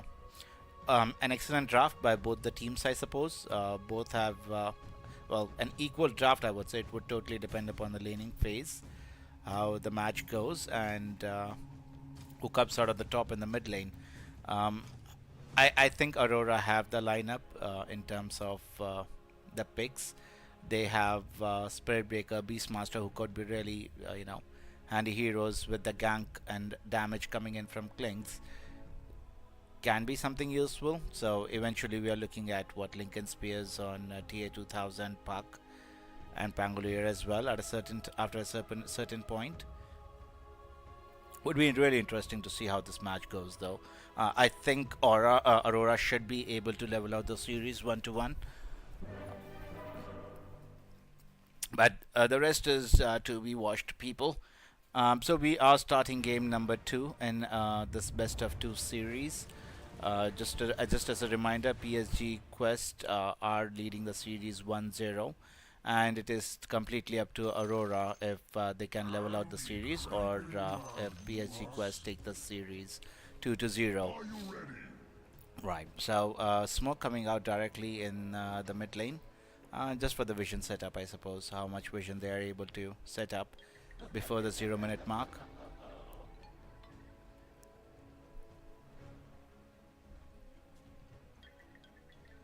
Right. So Ducalis says Storm should buy Midas. So let's see if he actually ends up buying a Midas. Right. Q could be in a little bit of trouble. There are 3 heroes in the vicinity. A little bit of damage and stun coming out. Body blocks coming out from the Granny, and they are able to successfully get a kill onto the Storm's the cow. Spirit Breaker, I meant. Right on. So First Blood goes in the favor of PSG Quest. A really nice start for them. In terms of bounty runes, we're still about, say, 20 seconds away from it. So most probably it's going to be 1 rune each for 2 runes each for both of these teams, unless PSG Quest actually want to get aggressive in the bottom area of the map. Right. A little bit of D-ward action going on from Noob, just 1 step away. In fact, we see a little bit of action going on. In fact, it is Omar who is able to snag the bounty rune. So it is going to be 3 runes in favor of PSG Quest, and in fact First Blood going in their pocket as well. So a nice bit of gold going into the pockets before the game starts. Their PSG Quest would be really happy with these turn of events, to be honest. Right. Mid lane, it's going to be Storm Spirit going up against Puck. Is a threat.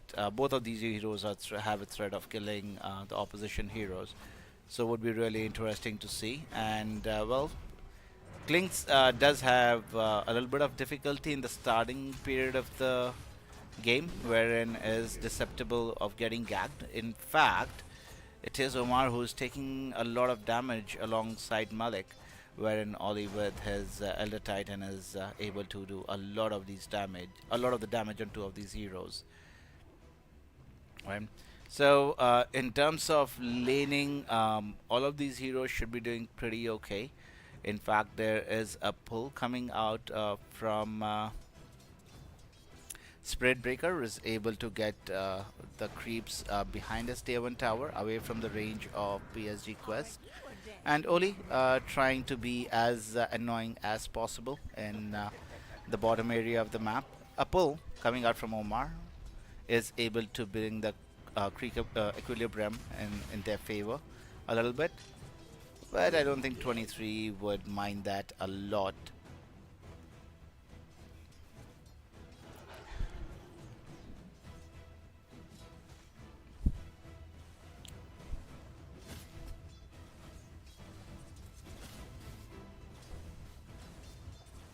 2 minutes into the game, it's pretty peaceful. Klings is having a really good time in terms of farm. Nothing too much separating both of these teams currently. It's just mostly last hits and a little bit of harass coming out of Oli onto Omar and Malik on Pangolier and Snapfire, but that's pretty much everything that has been happening on the map as yet. Right. Puck and Storm are kind of in equal terms at the moment, so kind of content on getting the last hits.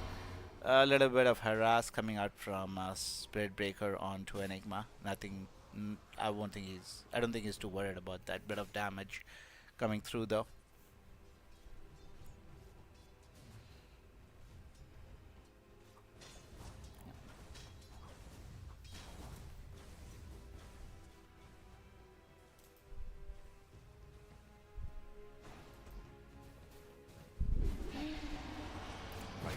Another attempt onto Enigma takes a fair bit of damage, is able to walk back to the safety of the tier 1 tower, but nothing too significant, and is able to keep his life intact. Does have tangos and a healing salve running on him, so should be back in fighting shape immediately. Bottle completed on both the mid heroes, so we are approaching the 4-minute water rune mark at the moment, so would be interesting to see if any of the supports are making their way into the mid lane. In fact, no, it is going to be a little bit of aggression onto Elder Titan, but he's able to walk away without any lethal damage coming onto him. So Noob is going towards the right side of the map, wherein we will see Loranov on the left side. Now the Eidolons are not able to deny the water rune from the hands of Storm Spirit, so it's going to be okay in the lane over there. A little bit of damage coming out from Noob, but should be pretty okay. Just trying to deny a couple of creeps in the process. Does not successfully do so. In fact, it is going to be Enigma who loses his life in the top area of the map. Wind Ranger taking a little bit of damage, but should be pretty okay in the lane here. Does not have to be worried too much about the damage coming out from Spirit Breaker, since he does not have well, he will not have enough damage in order to bring the creep down. In fact, a lot of gold. How many last hits did he get in that instance? Maybe 7, 8.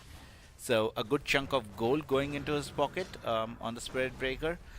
Being a little aggressive in the bottom lane on the Pangolier, but Klings is pretty okay in the farm there. In fact, they would be making an attempt on the Pangolier, who's trying to pull the creep wave. In fact, on the top lane we see the Spirit Breaker going down, just trying to be a little bit of nuisance for his side, but does end up giving his life away in favor of PSG Quest.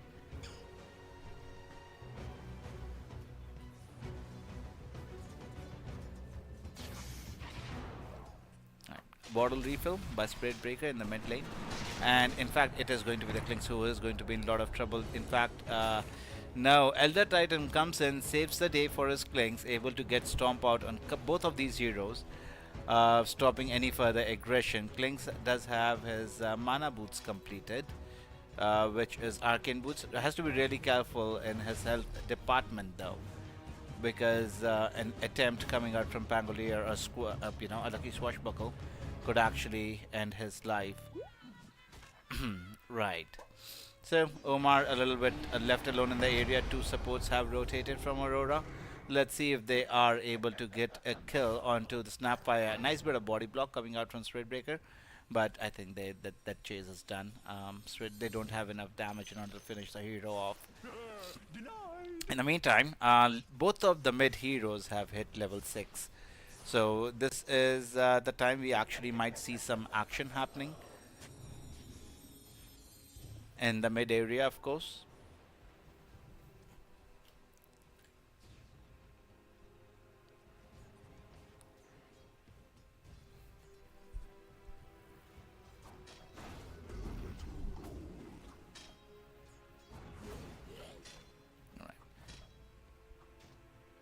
We are almost at the wisdom rune though. One is going to be taken by Snapfire, and the other being taken by Radiant's middle tower is under Spirit attack. Breakers. So one wisdom rune each for both of the teams. In fact, a stack being attempted, and there is well, now they don't have enough legs in their kit in order to finish off or be any threat to the Puck. Don't have enough lockdowns. In fact, Puck is in the area just to get last hits on a couple of these creeps. And let's see how much they are able to. Well, Puck is no danger of dying, knowing that Roar is not available. In case even if they had level 6 on the Beastmaster, I don't think they have enough follow-up damage in order to finish off the mid laner there. In fact, TA2000 is already level 7 and Jabs is level 5. So huge difference in between the two heroes from the top lane. Radiant's top tower falling shortly. Right. So Puck basically trying to make movement onto the mid tower. In fact, it is going to be the Elder Titan who is going to be the receiver of the gank from two supports from Quest and the mid laner. Mid lane taking a fair bit of damage, about says 40% down already, but they should be able to defend this tower successfully, I suppose. Yeah. Spirit Breaker is still in the vicinity, trying to protect the tower, going down pretty rapidly. Let's see if they are actually wanting to mount any sort of defense. With the help of Eidolons, I think this tower is pretty much going to go down as it stands. One more Eidolon standing in their way between the tower and the heroes, and the last hit comes in the favor of who?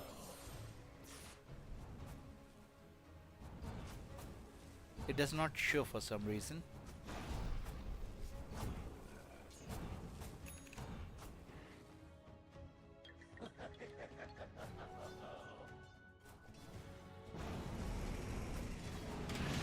Right. Rolling Thunder being committed onto the Klings, and they will have enough damage for sure to finish off the core hero from Aurora defending the tier 1 bot tower. Ends up giving his life away, so this tower should be pretty much going down now. 2000 net worth advantage in favor of PSG Quest, 10 minutes into the game. Have not really seen much movement coming out of Aurora heroes. They're kind of pretty stagnant in the lanes currently. Can't blame them. They did not have the level advantage, or even I would say the farm advantage in their favor. As we are looking at, Wind Ranger and Puck are doing very well for themselves. There is a charge onto Enigma, who should be ending up dying, because there are 3 heroes from Quest in the Aurora in the vicinity. Wind Ranger does not have enough in order to save the Enigma, so it's a kill on position 5 Enigma. PSG Quest are not going to be too worried about it. Shit happens, right? One death here and there on the supports really does not matter in the longer scheme of things.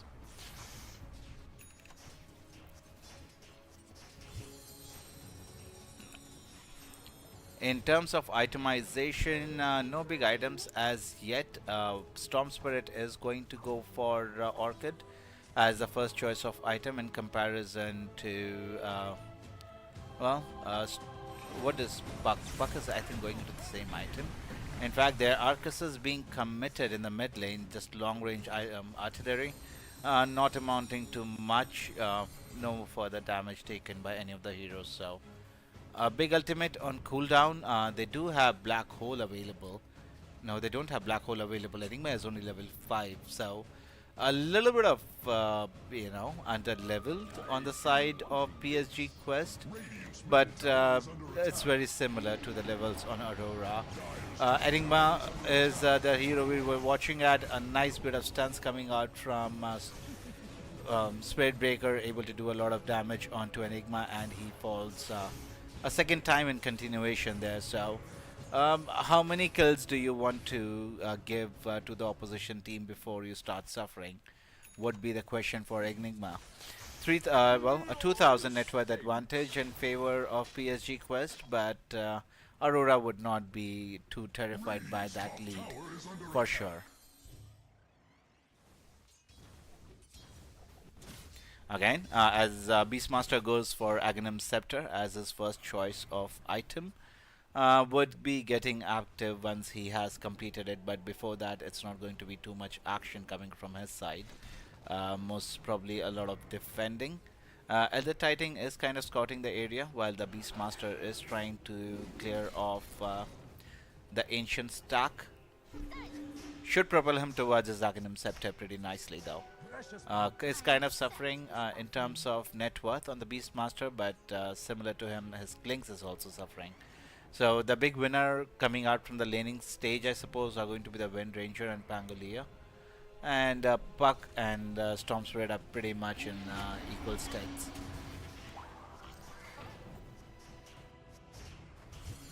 A little bit of harass damage onto Storm, the Spirit Breaker, but eventually they don't have enough damage or don't want to commit the heroes below the tier 2 tower of the Radiant side. Net worth advantage is honestly not moving in terms of any team's favor too rapidly. Clinks does have his Desolator completed, so it's a 30-minute Deso completed on Clinks, and this would be go time for Aurora because they will have that surprise element of damage coming out. In fact, the first choice of kill for them is going to be the Pangolier or Orchid. Is the Orchid completed on Storm?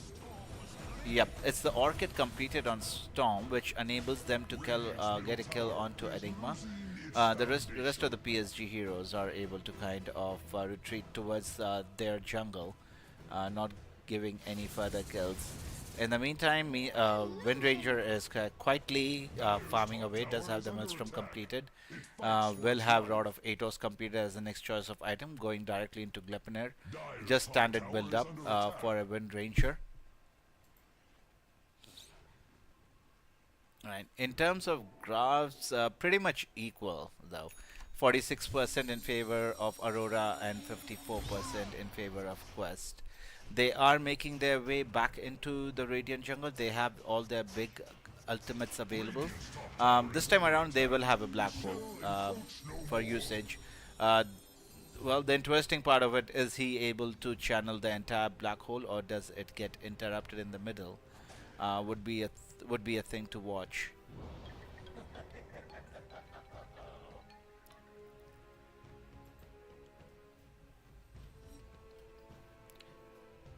Right, so Aghanim Scepter is completed on the Beastmaster now, and the next item is going to be a Blacking Bar, most probably, in case if he does not want to go for a Blink Dagger. Before that, no, he's queued up the Blacking Bar. Clinks is going to queue up a Dragon Lance and then moving into MKB after his shard. So, couple of interesting coming out from 33 Savage is trying to get a kill onto Enigma before eventually losing his life. Well, it was a 3-man gang, so it was better for him to just go ahead and lose his life. And before that, just getting a kill onto the Enigma. So, nice from him manning up, at least getting a kill before he goes down. So, something for the trouble. But a heavy rotation coming out on the top lane. It is Noob who is hasted. Wind Ranger has made his way as well. Storms, it is in fact going to be the Beastmaster who goes down first in that engagement. They were able to get a good return kill onto the Puck. but it would be interesting to see if they are able to get a kill onto the Elder Titan as well. So PSG Quest making a couple of nice rotations there. Let's see if they are able to get the kill onto the Wind Ranger. Is the silence enough? Yes, they do have the enough silence in order to finish that kill off. In fact, it is the black hole which was committed. They were able to get a kill onto Klings, but this would mean retreat for PSG Quest.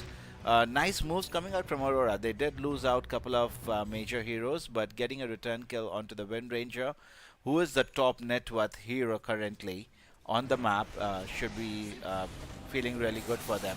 In fact, they are able to get a follow-up kill onto Enigma as well, so Aurora making quite good moves.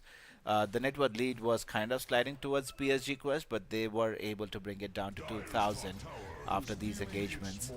Majority of the damage did come out from Klings in favor of the Radiant side, and then Wind Ranger doing majority of the damage for PSG Quest.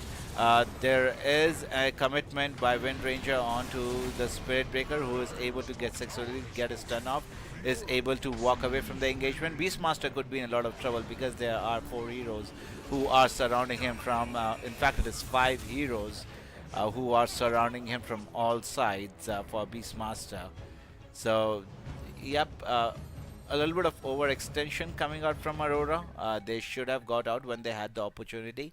I guess extending a little bit too much. They did bring down the tier 1 tower down, but not exactly sure if losing their Beastmaster was something they had aimed for.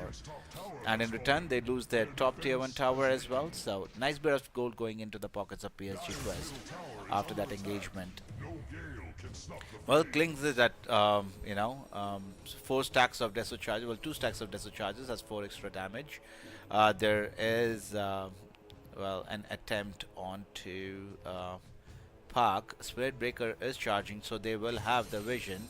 Orchid is available on the Storm Spirit, is waiting for the right time. Yes, Orchid has been committed. A lot of damage being pumped in by Aurora in terms of Klings, and they are able to finish up Puck. They were able to get a couple of kills on him and a couple of consecutive kills on the Puck, so that should really bring them back in the game.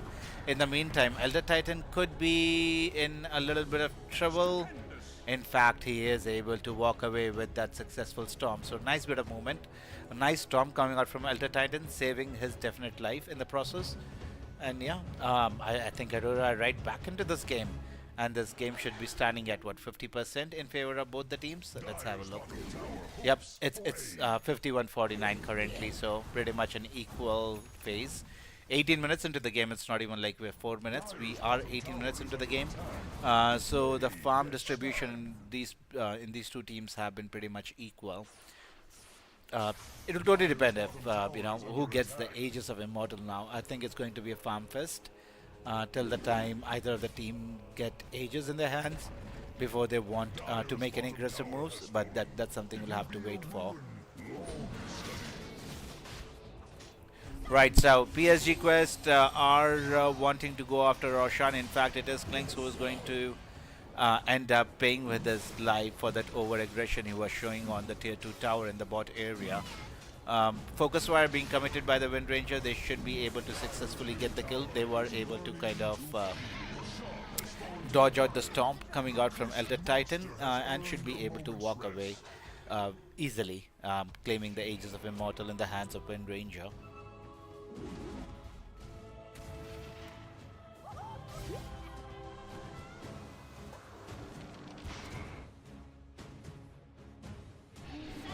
Right, now we will see a move on to Puck, whom they were not able to successfully get a connection on. So is able to walk away to safety. Does have Eul Scepter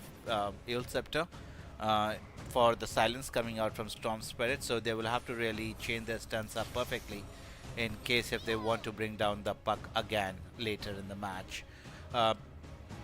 Movement coming out from PSG Quest towards the Radiant jungle. There is Storm Spirit in the vicinity, but he should be pretty okay there.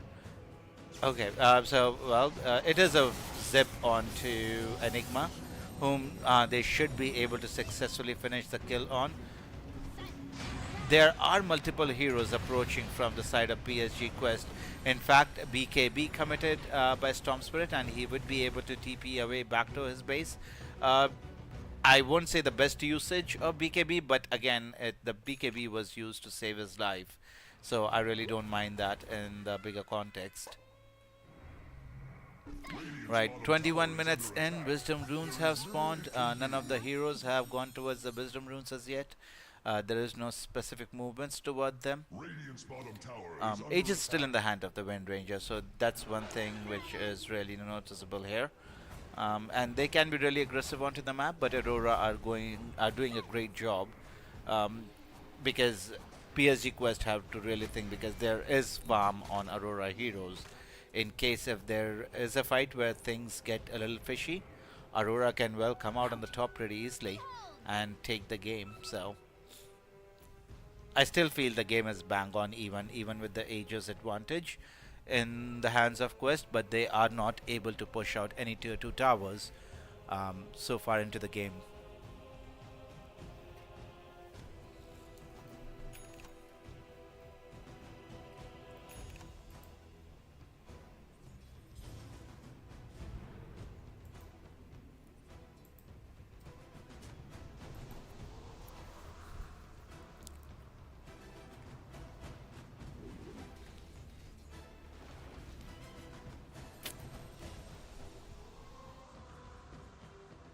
Storm Spirit could be in a little bit of trouble, has to use his BKB and kind of walk away from the engagement, is trying to get aggressive onto the Wind Ranger.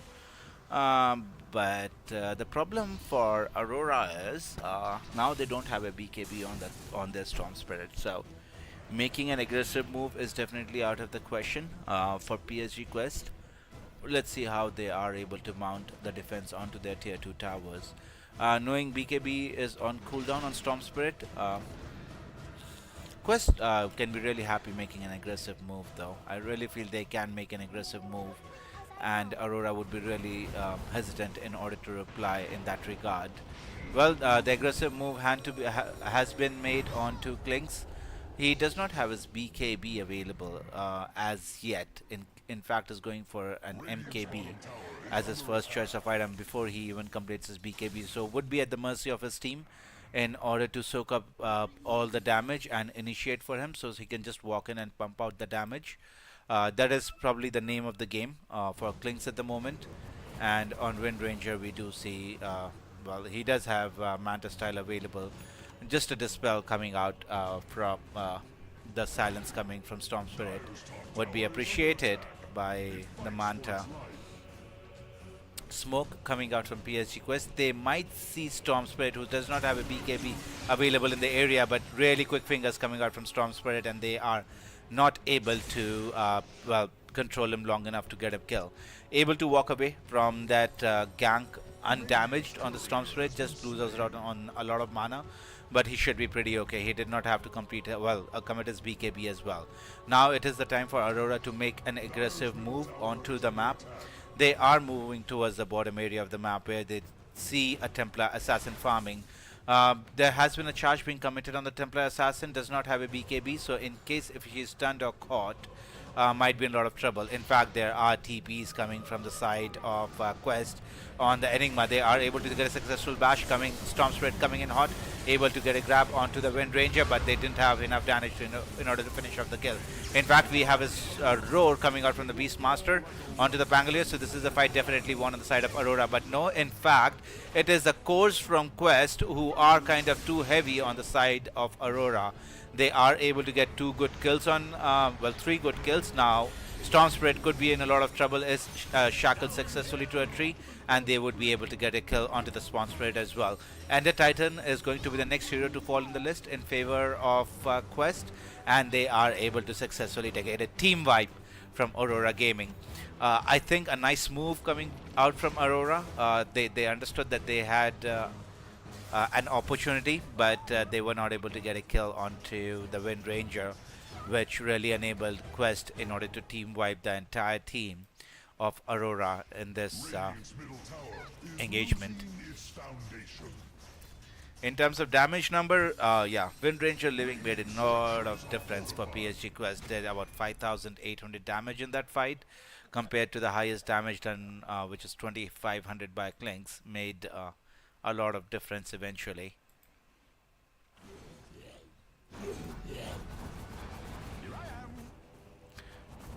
A little bit on the back foot for Aurora. It is a 7,000 net worth advantage. On Quest, let's see how much are they able to utilize this for their favor. It has to be annoying because Q is just going and clearing out the creep waves. So a little bit of annoying from them. They are not able to push as much as they would have wanted to the certain point in the game. All the tier 2 towers are still standing for both the teams. In fact, Aurora have not managed to take down the mid tier 1 tower themselves. So, yeah.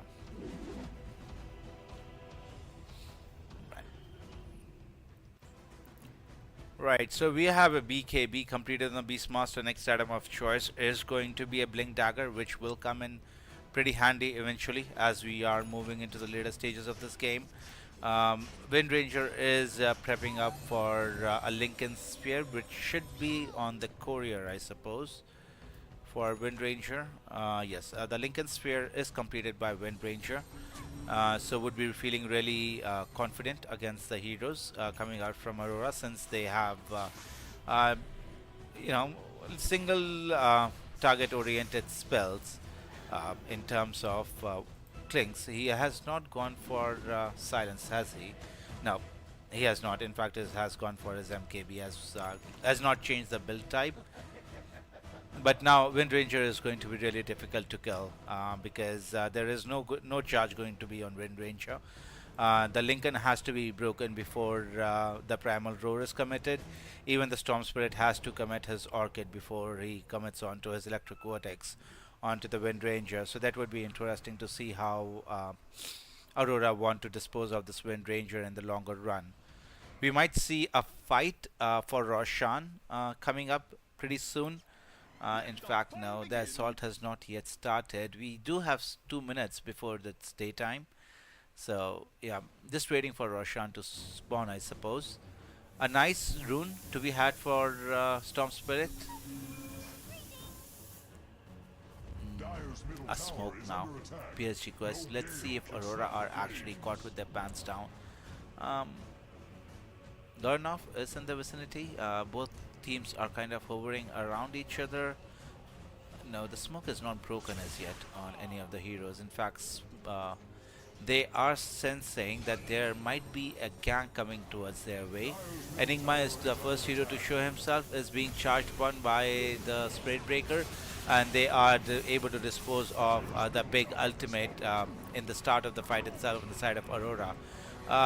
Well, Malik did go in, did have a couple of nice bounces onto the cliffs there, not connecting on any of the heroes, so just decided to back away.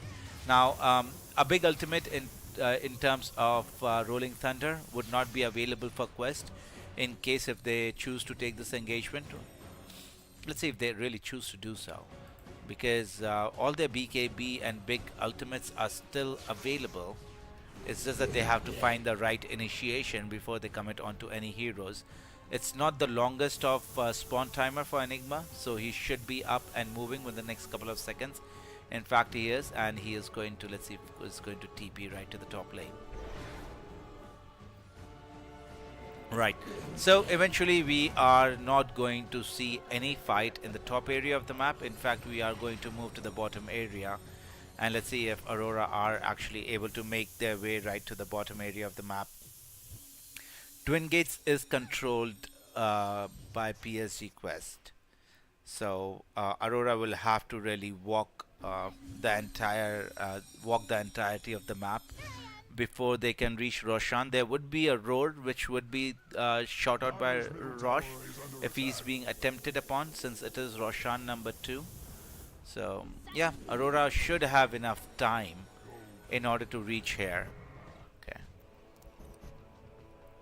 Yes, they do have enough time. Right, so Rosh attempt number 2 has started for Quest. but realizing there could be a couple of heroes from the Radiant side heading their way.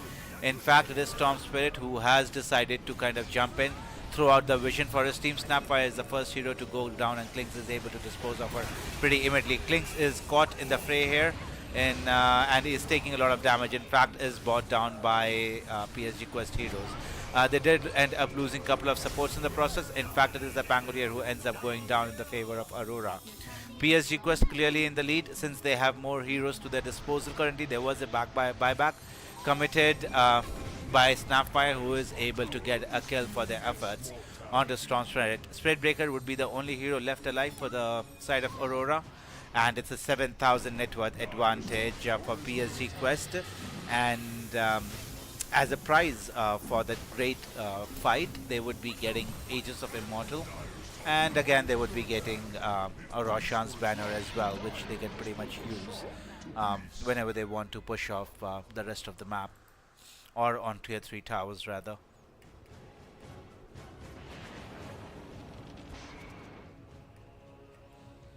Right, so there are, well, all the 3 tier 2 towers standing in favor of Aurora, which should not be long for this world. Tier 2000 should be able to yes, use Focus Fire and dispose of this tower pretty easily. No TPs being committed from Aurora at the moment, so they have decided, no, they have in fact not decided to forfeit this tower. Klinks has made his way into the area, does have his MKB completed, so should be able to hit onto the Dire heroes, but no, they have already walked back as a group back into their jungle, so they should be feeling pretty safe. Regeneration. Behold.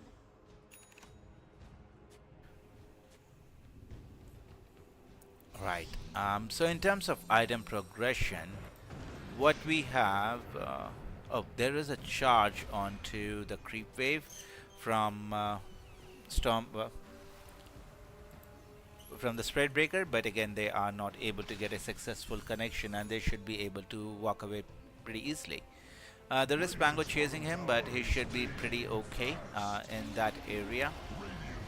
So it's only that bottom tier 2 tower which ends up taking a tumble. The rest of the tier 2 towers are still standing. Not exactly sure if PSG Quest would like to go to the high ground currently, but I think an attempt is going to be made on the top tier, or at the bottom tier 3 tower. Radiant's bottom tower is under attack. Alright, an attempt made onto the Wind Ranger, who is taking up a lot of damage. Black Hole being connected by Enigma. They are able to successfully do a lot of damage onto the Spirit, to the Storm Spirit, but he is able to TP away in the usage of his BKB. In the meantime, a lot of damage being done to the Enigma, who ends up, losing his life. But it is the Storm Spirit who has jumped back right into it and is able to get a shackle from the Wind Ranger, ending up losing his life. So Pangolier could have been in a little bit of trouble, but it is up to PSG Quest to go ahead and push on the high ground, since they will not have the assistance of Storm Spirit in the favor of Aurora. So it is going to be 4 versus 3. Currently, Klinks is still alive, will try and do as much damage as he can, trying to protect his towers, but really it is to no avail, and they do end up losing the bottom set of racks altogether for Quest. I really think he could have got a kill onto well, the Pangolier. He was so close to getting that kill, but just did not have enough damage in the tank to finish him off there. So I would not blame him for the attempt. The attempt was good, it's just that did not have enough damage. So it is going to be the bottom tier 2 tower, which is going to be the next objective. And well, they are able to get a successful connection onto the Klinks, and down he goes. No buyback available for the carry of Aurora Gaming, yeah, this tier 2 tower is not going to be standing for long. In fact, let's see if they're moving towards the top, or they want to push the mid tower.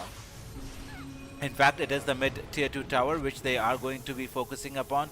Shackles connecting onto the Storm Spirit, a little bit of nuke damage being thrown out of him, but just not enough in order to get a kill onto the Storm Spirit.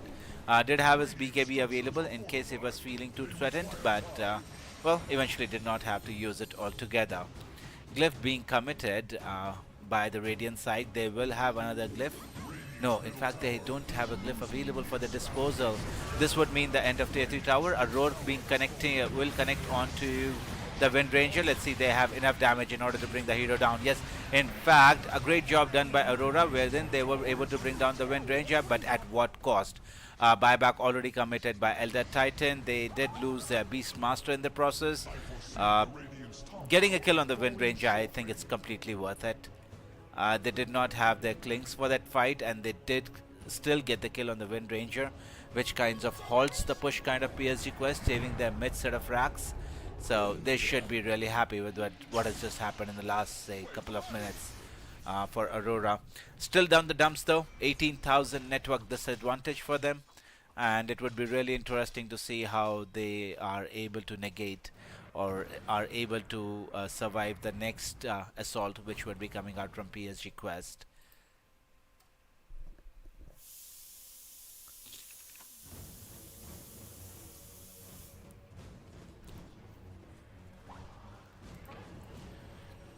Right, so what do we have new here? Parasma on Puck. We have Crimson Guard on Enigma along with 2 Gems of True Sight for Quest. For the Radiant side, it's just MKB and Crystallis. Crystallis on Elder Titan as well. So he's going hardcore into the carry mode. And Spreadbreaker is kind of a mini carry with BKB and Shadowblade completed on him too. Right, so 18,000 net worth advantage is no joke in the favor of Quest. Aurora will have to really play out of their skin in order to make a fist out of this match altogether, because by the looks of it, in case if their Clinks dies a couple of more times or even one more time, it could well be doomsday for Aurora in the series. Quest is still leading this series 1-0, and this game into their kitty would be placing them comfortably at the top of Group B. But let's see if Aurora can actually make a fist of this game or not. Spreadbreaker is doing Spreadbreaker things, just charging at the waves, clearing down, being as annoying as possible for the opposition team, but PSG Quest are heading into that area once again. The choice of objective is going to be the top tier 2 tower, so no outer towers left for Aurora, and there is a charge onto the Pangolier, and they are able to successfully finish the hero off. So a nice pickup coming from them. They did lose their mid tier tower, tier 2 tower, but getting a kill onto the Pangolier, I don't think that's the worst of the ideas or worst of the results for Aurora. Right. Puck has a lot of gold in his pocket though. Let's see if he's going for Aghanim Scepter as his next choice of item, or he wants to complete his Lincoln Sphere eventually.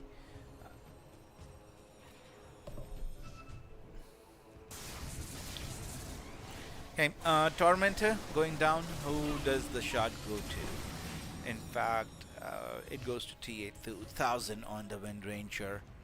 What does the shot give? Okay, it's a vector target. It's basically the support skill on the Wind Ranger, which they were able to acquire. Everything is not down for Aurora as yet though. They just need couple of good fights. They will always have the damage in terms of Clink, who dishes out a lot of damage in team fights. It's just about finding the right initiation on the right hero. Would be the name of the game for Aurora Gaming currently.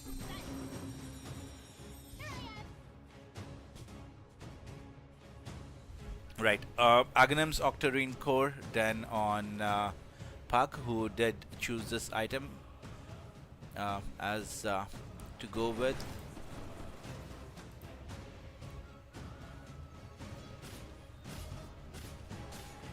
So how far is Clinks from his Daedalus? Yeah, he's completing his Daedalus. Yeah, it should be on the courier now. Right, so Daedalus completed on Clings. We have Kaya and Sanj completed onto Storm Spirit. So couple of good item pickups. I think the damage from Clinks would definitely increase. Storm Spirit is just basically looking for more survivability in engagements, and we are just going to wait for Roshan number 3 now. It is a 19,000 net worth advantage in favor of PSG Quest. Let's see if Aurora are able to get something done. Both the teams have smoked up, are in the area. They will have vision. Elder Titan is the first one to break the smoke. In fact, the initiation is on Elder Titan, who ends up losing his life in the starting of the engagement. Clicks did commit his BKB, but the black hole coming out from Enigma makes the doom of Clinks. 80 seconds to the sideline, and let's see of the buyback status. Um, in terms of buyback, there is no buyback on the Clinks, there is no buyback on Storm, and there is no buyback on any of the heroes on the Radiant side. Well, Beastmaster has one, he's alive.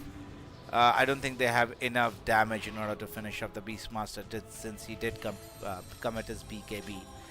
But in the hindsight, we are looking at some buildings, some important buildings, which would be going down in the favor of PSG Quest. By the looks of it, this game was very well played by Aurora Gaming, but they did not have enough juice in the tank in order to bring down PSG Quest, and they would eventually be able to close this game out. As we discussed, no buybacks on the cores of Aurora, which would eventually mean that they are losing their life. In fact, a GG has been called from Aurora, and PSG Quest take this series 2-0 in their favor, pushing them to the top of Group B. Right, a great series, people. Thank you so much for watching. The next series which we are going to watch is going to be, let's see, it's going to be Blacklist International against Virtus.pro. So that would be a great series to watch. Do stay tuned in for the next series, people. Leave a like and subscribe to the channel. That would be appreciated. And I will see you for game number 1 between Blacklist International and Virtus.pro. See you soon, people.